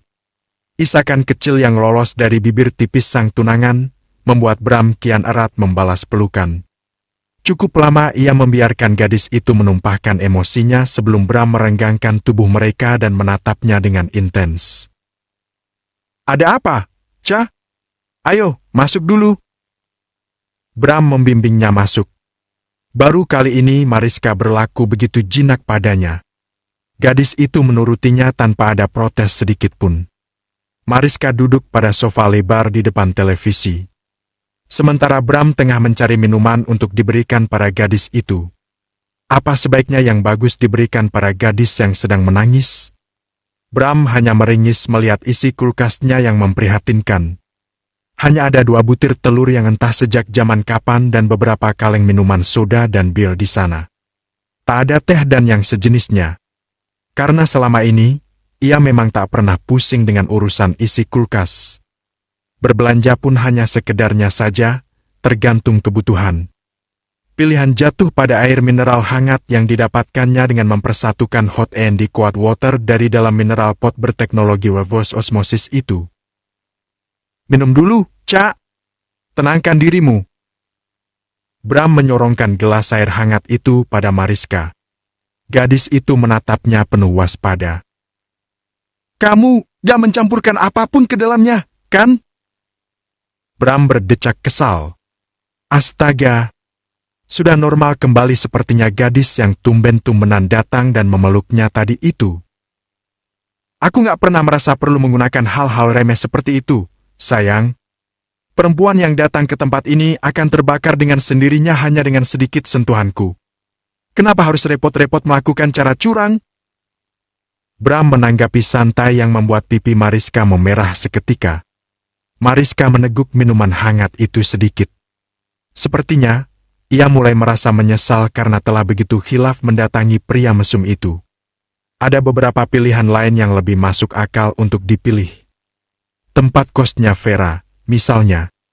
Tapi, apartemen Bram? Fix, mungkin ia mulai tak waras. Aku sedang sedikit kacau tadi. Niatnya cuma mau putar-putar, tapi mendadak ingat apartemen kamu ada di sekitar sini. Sorry, kalau aku mengganggu. Wanita memang serumit itu. Meski langsung berterus terang bahwa ia memang sengaja datang pun, memangnya kenapa? Bram hanya manggut-manggut, mencoba ikhlas menerima alasan klasik itu. Tapi kalau dipikir-pikir, mungkin ada benarnya juga. Mengingat tipikal Mariska, mungkin gadis itu adalah orang terakhir di muka bumi yang akan mencarinya secara langsung ke apartemen, itu pun dengan disertai alasan pendukung yang mumpuni. It's too impossible for her to meet him here just for a sex, isn't she? Kenapa harus terganggu? Aku malah lagi gabut sejak pulang kerja tadi. Biasanya, aku paling cepat sampai rumah pukul 11. Gak tahu kenapa tadi jam 9 malah sudah pulang. Ternyata, segala sesuatu itu memang ada alasannya. Menurut kamu, mama aku gimana orangnya? Tanya Mariska, tak mempedulikan ucapan Bram sebelumnya. Tentu saja Bram merasa aneh dengan pertanyaan yang demikian. Ia lebih tertarik memikirkan sebab yang mendorong timbulnya pertanyaan itu. Pastilah lumayan berat hingga gadis itu bisa sampai terdampar di sini. Ada apa? Ada sesuatu yang kamu dengar tentang mama? Bram mencoba mengulik. Firasatnya mengatakan demikian. Mariska terdiam. Papa bilang, Mama lebih memilih uang saat Papa memberinya pilihan antara itu dan hak asuhku. Menurut Mas, apa itu mungkin terjadi? Apa masuk akal? Entah kenapa, Mariska merasa lancar saja bercerita. Padahal kepada Vera pun, ia belum tentu sanggup untuk seterbuka itu. Bram mengerutkan dahinya demi mendengar hal itu. Ia benar-benar menyayangkan sang calon mertua yang tak mampu bersikap bijak. Kenapa Syahru harus bertingkah seperti perempuan di masa PMS? Aku pernah bilang, kan, kalau apa yang terlihat belum tentu mencerminkan yang sebenarnya. Lalu, apa yang sebenarnya terjadi? Aku nggak pintar nebak, sumpah. Dan aku juga bosan mendengarmu mengucap hal yang sama setiap kali. Mariska meninggikan suaranya, frustasi. Bram mengelus lembut bahu mungil itu untuk menenangkan. Dan tumbennya, Mariska tak menolak. So Dwi, honey. Tapi kalau aku boleh berpendapat, sekalipun hal yang dikatakan Syahru adalah fakta, pasti seorang ibu punya alasan yang kuat untuk melakukan itu. Terlebih, ini masih informasi sepihak. Kamu tahu apa yang harus dilakukan untuk mencari tahu, kan? Mama nggak menyinggung apapun yang berkaitan dengan uang saat pertemuan kami tempo hari. Apa karena itu terlalu memalukan untuk dikatakan? Gumamnya, lirih. Tanyakan saja secara langsung. Itu solusi yang paling masuk akal menurutku. Bagaimana kalau itu benar? Mariska susah payah menelan salivanya. Dan semua kembali pada dirimu sendiri untuk memutuskan. Tapi kalau aku boleh kasih saran, gak ada salahnya belajar untuk berjiwa besar. Toh, sesakit apapun, itu tak akan merubah kenyataan, kan? Bicara memang gampang. Prakteknya berdarah-darah. Tak ada orang yang benar-benar mampu melewati itu tanpa menyisakan rasa sesak sedikit pun. Bram tahu itu dengan persis. Mariska tertawa sarkas untuk kisah hidupnya yang penuh dengan drama. Bukankah selama ini ia telah terbiasa dengan rasa sakit dari permasalahan yang berbeda-beda? Jadi, apa pengaruhnya bila ia masih harus merasakannya lagi?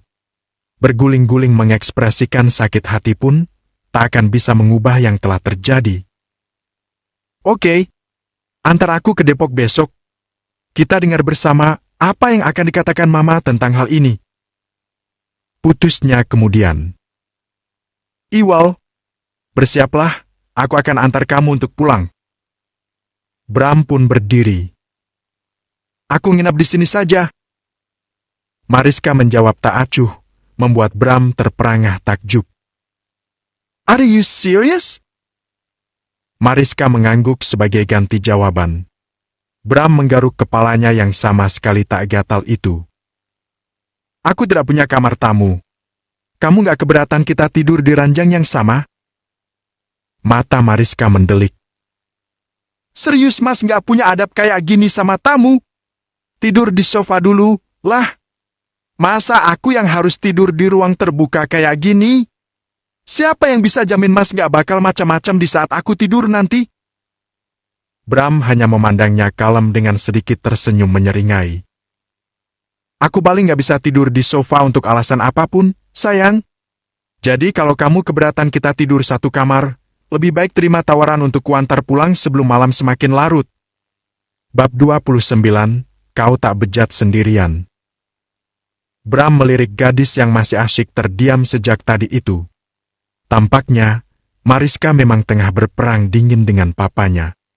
Ketika Bram datang untuk menjemputnya tadi, sikap keduanya terlihat begitu kaku, mirip kanebo kering. Memang, pria setengah baya itu tetap berusaha menampilkan keramahan padanya saat mereka berbasa-basi sejenak tadi. Tapi jelas, suasana canggung tetap kentara terasa, terlebih sikap Mariska yang sama sekali tak mau melihat ke arah papanya.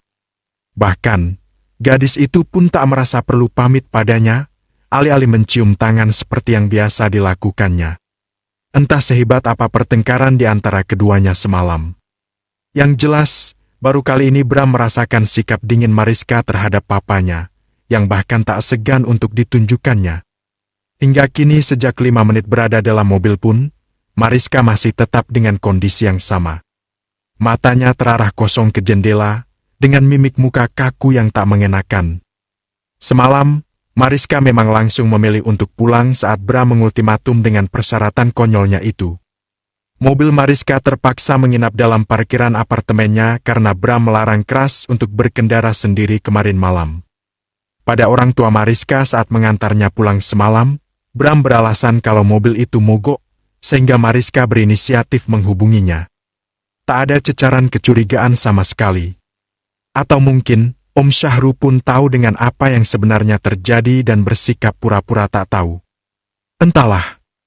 Toh yang jelas, Mariska pulang dalam keadaan utuh tanpa kurang sedikit pun. Tapi bukan tak mungkin, cerita akan menjadi berbeda kalau saja Bram kehilangan kewarasan dengan membiarkan tunangannya itu bermalam. Aku jadi ngerti kenapa kamu sempat mikir mau nginap semalam. Ternyata, situasi di antara kalian memang sedang parah begitu, ya? Bram mencoba membuka pembicaraan. Mariska yang sejak tadi lebih memilih memandangi jendela, merubah lurus posisi leher, tanpa menoleh padanya. Memang Mas mikirnya apa? Seperti biasa, sinis dan to the point. Gadis ini memang benar-benar tak merasa perlu untuk bersikap manis sedikit pun padanya. Enggak. Justru karena aku nggak mikir macam-macam, aku nyuruh kamu untuk pulang. Kita perjelas, ya, aku sempat berniat menginap karena memang sedang bete di rumah. Bukan untuk hal-hal mesum seperti yang kamu pikirkan. Mariska menandaskan dengan tegas. Aku sepertinya terlanjur buruk di matamu, ya? Apa kamu percaya kalau aku lebih merasa kaget dan menduga ada sesuatu yang terjadi saat melihatmu datang semalam? Bram mendengkus. Baguslah. Mariska menyahut pendek. Lagi pula kalaupun kamu memang datang karena alasan itu, aku juga tak keberatan. Bukankah kita sudah bertunangan? Ucapan Bram seketika membuat Mariska mendelik. In your dream, Abraham Sudiro. Rutuknya, dengan raut wajah horor yang tak menakutkan Bram sama sekali. Pria itu hanya tergelak pelan. Baginya, melihat Mariska jengkel, masih jauh lebih baik ketimbang melihatnya bersedih. Gak semua hal harus selalu dikaitkan dengan kemesuman, sayang. Aku justru berusaha menjaga nama baikmu di depan keluarga dengan mengantarmu pulang semalam. Gak lucu kalau om dan tante menduga yang iya-iya tentang kita, padahal boro-boro ada kejadian seperti itu. Bagaimanapun, mereka pasti berharap kita akan mampu menjaga diri sebelum resmi, kan? Orang tua yang memutuskan menjual anaknya demi kepentingan pribadi dengan dalih pernikahan, gak bakal sempat berpikir seperti itu. Sergah Mariska, ketus, sejenak membuat Bram tersentak. Ada semacam perasaan aneh yang menyergap hatinya kala mendengar kalimat sinis tak patut itu. Meski kalau mau jujur, kesimpulan atas perjodohan mereka di mata keluarga Mariska, mungkin saja salah satunya berdasarkan hal yang dikatakannya tadi. Namun tetap saja, diksi menjual anak, rasanya terlalu vulgar dan tak mengenakan untuk didengar. Bram merasa tak nyaman karena satu dan lain alasan. Pria itu sendiri yakin, kalau dari pihak keluarganya tak mungkin ada muatan politis semacam itu. Untuk apa? Toh, dari segi materi, keluarganya jauh berada di atas ketimbang keluarga Mariska. Mereka tak ada dalam posisi untuk mempertahankan ataupun memperkuat bisnis keluarga lewat jalur pernikahan. Semua murni karena hubungan baik sang papa dengan Om Syahru yang terjalin sejak mereka muda dahulu. Selain itu, mamanya pun cenderung menginginkan calon menantu yang berasal dari kalangan yang jauh dari kehidupan glamor, namun tetap dengan rentang sosial yang tak terlalu jauh di bawah mereka. Dan Mariska menurut mereka, adalah pilihan yang paling tepat. Sesederhana itu. Lupakan dengan maksud yang menurutmu mungkin dimiliki oleh orang tuamu. Tapi setidaknya, bisakah kita memulai semuanya dengan cara senormal pasangan lain? Maksudku, kamu gak perlu merasa seolah dijual dan mengatakannya seterus terang itu, kan? Bram mengutarakan ketak nyamannya. Mariska menoleh dan memberinya tatapan dingin. Bukankah Mas sendiri pun menganggapnya seperti itu? Mas menawarkan kesepakatan sejak awal kita bertemu. Bukankah itu adalah cerminan sikap arogan dari seseorang yang merasa statusnya jauh berada di atas ketimbang kami? Mariska menohoknya dengan telak, membuat Bram terkunci seketika. Tentu Bram masih ingat dengan apa yang pernah dikatakannya pada gadis itu dulu. Suatu kesepakatan tak patut yang tak seharusnya dilakukan pasangan yang akan mengikatkan diri dalam sebuah ikatan yang katanya suci. Tapi, jangan khawatir. Mas gak bejat sendirian. Aku pun gak jauh beda dengan tak mempersalahkan hal itu asal kompensasinya sesuai. Tambahnya lagi, makin membuat Bram mati kutu. Pria itu memilih tak menanggapi. Dengan suasana hati Mariska yang seburuk itu, Bram tak yakin kalau sang tunangan dapat diajak bicara dari hati ke hati secara terbuka. Dan ya, Bram sendiri tak bisa menyalahkan kalau situasi di antara mereka telah terlanjur tercipta seperti itu. Perjodohan simbiosis mutualisme yang tak melibatkan hati sama sekali. Lalu, apa kemudian tak terkesan melawak kalau secara tiba-tiba ia berceramah tentang mengubah sudut pandang mereka tentang pernikahan ini? Bram sendiri belum begitu yakin dengan apa yang dirasakan hatinya. Baginya, tak masalah bila ia harus menikahi seseorang sekalipun tanpa cinta, selama orang tuanya menginginkan itu. Toh, apa yang dilakukannya pada para wanita yang mengisi malamnya selama ini, juga tanpa melibatkan rasa setitik pun. Bram telah berada dalam fase bijak di mana ia dapat menyimpulkan, cinta bukanlah segalanya. Apa yang dimulai berdasar cinta pun, nyatanya bisa hancur begitu saja dan memberinya trauma yang tak seorang pun perlu tahu. Sungguh, ia telah katam dengan hal yang baginya kini tak lebih dari sekedar hal remeh itu. Tapi, kenapa ada sudut terkecil di hatinya yang merasa tak nyaman dengan sikap Mariska yang demikian? Apakah ini berarti ia mulai melibatkan hati?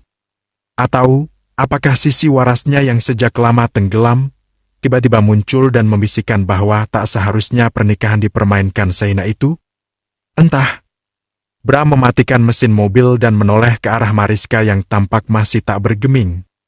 Entah sesengit apa pertarungan pikiran yang berkecamuk di benak gadis itu. Sikap ragunya menunjukkan bahwa ia tak sepenuhnya siap dengan kenyataan yang mungkin tak sesuai dengan harapannya. Dan itu pasti akan dirasakannya. Mau tak mau, Bram merasa akan lebih baik bila Mariska mengetahuinya dari sekarang. Meski mungkin tetap akan merasa kecewa, setidaknya ia dapat memahami posisi mama kandungnya dengan lebih baik. Tapi, itu kalau Mariska menyadari hal yang bahkan langsung disadari Bram saat melihat kenyataan itu. Bagaimanapun, tanpa bukti autentik, semua akan hanya berstatus praduga. Ayo! Bram bersiap membuka pintu mobilnya. Dilihatnya Mariska menghembuskan nafas berat sebelum mulai beranjak. Toko yang merangkap rumah itu tengah ramai dengan pembeli. Mereka bisa melihat jelas Mama Dewi dan salah satu anak angkat perempuannya sedang sibuk melayani. Bram menggamit jemari Mariska, mengajaknya untuk memasuki rumah itu. Mariska yang tersentak, berusaha untuk melepaskan jemarinya dari genggaman erat Bram. Tapi sia-sia, Bram tak tampak berkenan untuk melepaskannya, dan bersikap seolah tak terganggu dengan protes gadis itu. Kamu harus menghadapi situasi ini cepat atau lambat. Jangan bersikap kekanakan dengan takut menghadapi kenyataan. Itu karena bukan Mas sendiri yang mengalaminya. Mariska merengut kesal. Ia merasa ucapan Bram terlalu keras tadi. Lalu, kamu mau bagaimana? Memilih menjadi pengecut hanya karena aku belum pernah mengalaminya? Kamu nggak punya empati. Aku nggak akan bersedia mengantarmu ke sini kalau yang kamu bilang itu benar. Akhirnya, Mariska memutuskan menyerah karena masih berpikir waras untuk tak menimbulkan keributan konyol di tempat yang sama sekali tidak tepat. Dewi yang tak sengaja melihat ke arah mereka tampak terkejut. Gerakan wanita setengah baya itu mendadak kaku menyaksikan anak perempuan yang sangat dirindukan dan seakan mengambil jarak sejak pertemuan mereka tempo hari itu, kini ada di depan matanya. Di rumahnya. Bab 30, akankah kau menyadarinya? Assalamualaikum. Bram mengucap salam, membuat semua yang ada di situ melihat ke arah mereka dengan tatapan ingin tahu. Waalaikumsalam. Dewi menjawab dengan suara bergetar. Usai menyerahkan tugas pelayanan pada anaknya, wanita itu menghampiri Mariska dan Bram dengan langkah cepat. Bram meraih tangan Dewi dan menciumnya khidmat, membuat Mariska mau tak mau mengikuti jejaknya. Gadis itu menyadari bisik-bisik para pembeli yang menanyakan tentang mereka pada Nina, anak angkat Dewi. Mari masuk, nak. Dewi mencoba meraih bau Mariska dengan gerakan ragu. Mereka pun meninggalkan area toko dan berjalan menuju bagian dalam rumah. Mariska dapat melihat kesederhanaan isi ruangan dalam rumah mamanya itu. Sama sekali tak ada perabot mewah yang menghiasi, hanya beberapa perlengkapan selayaknya rumah biasa. Sekedar televisi tabung, lemari barang sederhana dan kipas angin di sudut ruang tamu. Ruangan itu terdiri dari 3 sekat, yang keduanya mungkin adalah kamar, dan yang satunya kamar mandi. Dapur ada di sampingnya, dengan sekat tembok yang memisahkan. Cukup sekali pandang, maka isi di dalam rumah akan terpampang jelas. Karena ruangan yang ditempati toko, cukup menyita porsi besar dari keseluruhan tempat. Sofa di ruang tamu pun tampak terkelupas di beberapa sisi. Mereka duduk di sana dengan suasana yang tiba-tiba mencekam. Kelihatannya, toko makin banyak pelanggannya, Ma.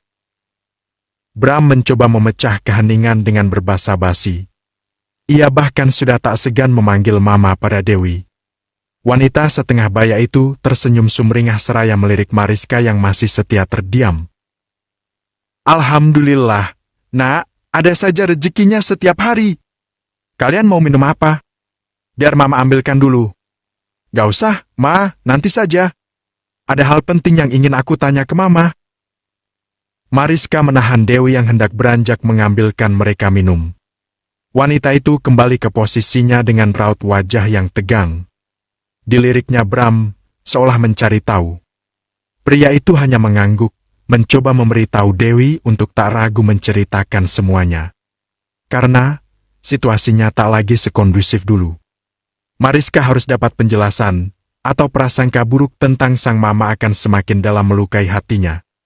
Bram sendiri berharap calon mertuanya itu untuk tak menunda apapun lagi seperti kesepakatan mereka. Namun, kalaupun Mama Dewi berniat untuk tetap merahasiakannya, Bram tak akan mencegah. Bagaimanapun, ia hanyalah orang luar. Untuk saat ini. "Mai ingin menanyakan apa, Nak?" Tanyanya lembut, seraya mempersiapkan hati. Mariska menatapnya dengan cukup tajam. "Berapa uang yang diberikan Papa sebagai ganti asuh Mai?" Mariska bertanya tanpa tedeng aling-aling. Baik Bram atau Dewi, sangat terkejut mendengar kalimat itu frontal itu. Bram memang tahu bahwa Mariska akan mempertanyakannya. Hanya saja, ia tak menyangka bahwa pilihan kalimat yang diucap sang tunangan akan setajam itu. Cukup untuk membuat Mama Dewi tertunduk dengan mata berkaca-kaca. "Jangan menanyakan hal yang terkesan seperti tuduhan, Cak." Bram berbisik mengingatkan dengan hati tak menentu. "Makanya aku perlu tahu. Cukup katakan saja yang sebenarnya dan biarkan logikaku yang menilainya apakah itu hanya sekedar tuduhan ataupun bukan. Sesimpel itu, kan?" Mariska meradang, menatap Bram setajam mungkin, seolah ingin mengatakan pada tunangannya agar tak perlu ikut campur. Bukankah pria itu sendiri yang mengatakan padanya untuk mencari tahu secara langsung? "Tenangkan dirimu, Nak, Mama akan ceritakan semuanya padamu," ucap Dewi akhirnya. Sungguh sangat menyakiti hatinya melihat Mariska berlaku demikian. Entah apa isi kepala Syahru sebenarnya sehingga ia harus setega itu memberitahukan hal yang tentu akan membuat perasaan anaknya down. Inikah sikap pria yang begitu gigih mempertahankan Mariska untuk tetap ada dalam asuhannya dulu? "Bukankah Mama juga pernah mengatakan bahwa Papa memenangkan hak asuhku? Lalu, mana yang benar?" Cecarnya, kritis. Mariska menatap Dewi dengan intens, menunggu kalimat apapun yang akan diucap mamanya itu sebagai penjelasan, atau mungkin pembelaan diri. Demikian pula Bram. Pria itu tak kalah penasaran menduga apakah Dewi akan memilih untuk berterus terang.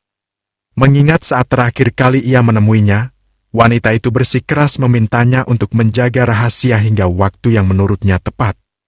Pandangan Bram juga selalu refleks terarah ke pintu, berharap sesuatu yang hanya ia sendiri yang tahu. "Papamu benar, Mama memang menerima uang itu. Tapi demi Allah, tak seujung kuku pun Mama menganggap itu sebagai kompensasi sebagai alat tukar atas hak asuhmu." Dewi memulai kalimatnya dengan nada parau.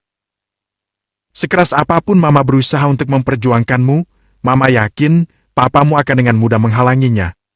Dengan uang dan koneksi, adalah hal kecil baginya untuk mendapatkan hak asuhmu sekalipun lewat jalur hukum. Ia berusaha menggunakanmu untuk tetap membuat Mama bertahan dalam pernikahan yang teramat menyakitkan itu.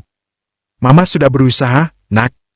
Berusaha menerima segala kepahitan agar kita tetap dapat bersama, agar kamu tetap memiliki keluarga yang utuh. Tapi, Mama benar-benar tak sanggup lagi." Dewi menjeda ucapan, seraya menghapus lelehan bening di sudut matanya. "Papamu terlalu nyata memperlihatkan ketidakadilan dalam memperlakukan kami, istri-istrinya. Maaf, Mama memilih mundur demi menjaga kewarasan yang rentan sekali turun ke titik terendah pada saat itu." Lanjutnya lagi. "Mama memutuskan untuk menggugat cerai karena tak melihat itikat baik dari papamu untuk memperbaiki dirinya. Dan itu bukan hal yang mudah untuk Mama lewati, Nak. Berbagai teror dan tekanan kerap dilakukan papamu agar Mama membatalkan niat itu. Tapi ini adalah negara hukum. Pernikahan kedua papa yang semula Mama duga hanya sebatas siri, ternyata telah resmi di mata negara, bahkan tanpa sepengetahuan Mama sebagai istri pertamanya. Peluang Mama memang besar untuk bisa lepas dari papamu, tapi Mama tak bisa mendapatkanmu. Karena Papa bertekad kuat akan mempertahankanmu sekalipun dengan cara yang licik. Sebagai perempuan yang tak memiliki penghasilan, Tentu sulit bagi Mama untuk memenangkan hak asuhmu sekalipun saat itu kamu masih balita di bawah umur. Kalau memang kalian telah bercerai dan hak asuh atas diriku bisa dibilang akan dimenangkan oleh Papa, lalu, apa maksud dari penawaran Papa yang berkaitan dengan uang itu? Mariska masih belum dapat memahami. Dewi menghela napas dan mengembuskannya dengan berat. Mama tahu itu hanyalah cara hinanya untuk merendahkan Mama. Karena saat itu, Mama masih terus berupaya menggandeng beberapa pihak untuk membantu memenangkan hak asuhmu. Sayangnya, saat itu, Mama sedang ada dalam kondisi yang tak terlalu stabil hingga beresiko kehilangan pekerjaan yang menjadi poin wajib sebagai syarat untuk mendapat hak asuhmu. Dan akhirnya, Mama menerima tawaran papamu itu. Dewi tertunduk. Apa yang terjadi saat itu? Kondisi tak stabil macam apa yang dialami Mama? Mariska masih mengejar karena sungguh, logikanya masih belum sepenuhnya bisa menerima. Nenekmu sakit parah. Mama harus sepenuhnya menjaga beliau karena hanya Mamalah satu-satunya anaknya. Pengobatan nenekmu butuh biaya yang tak sedikit. Semua harta peninggalan almarhum kakekmu telah habis untuk membiayainya. Dan itu pula salah satu alasan kenapa Mama menerima uang yang ditawarkan papamu, semata untuk nenekmu. Dewi terisak lirih. Mariska terdiam, mencoba untuk dapat mencerna dengan baik. Mencoba memutuskan secara fair, apakah hal itu dapat diterima hatinya atau tidak. Papa nggak tahu kalau nenek sakit? Tidak. Untuk apa juga? Apa Mai pikir papamu akan secara sukarela membantu sedang Gono Gini yang menjadi hak Mama pun tak diberikannya? Tapi tak apa, bagi Mama berpisah dengannya adalah hal terbaik meski tanpa mendapat harta sedikit pun. Kalau saja bukan karena memikirkan nenek, mungkin Mama juga akan menolak tawaran uang itu. Penjelasan Dewi menjelaskan salah satu pertanyaan Mariska selama ini.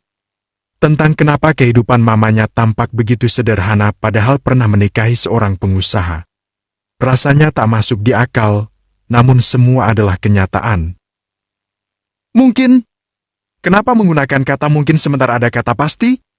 Adakah hal lain yang Mama pertimbangkan selain keadaan nenek? Tuntut Mariska, kritis.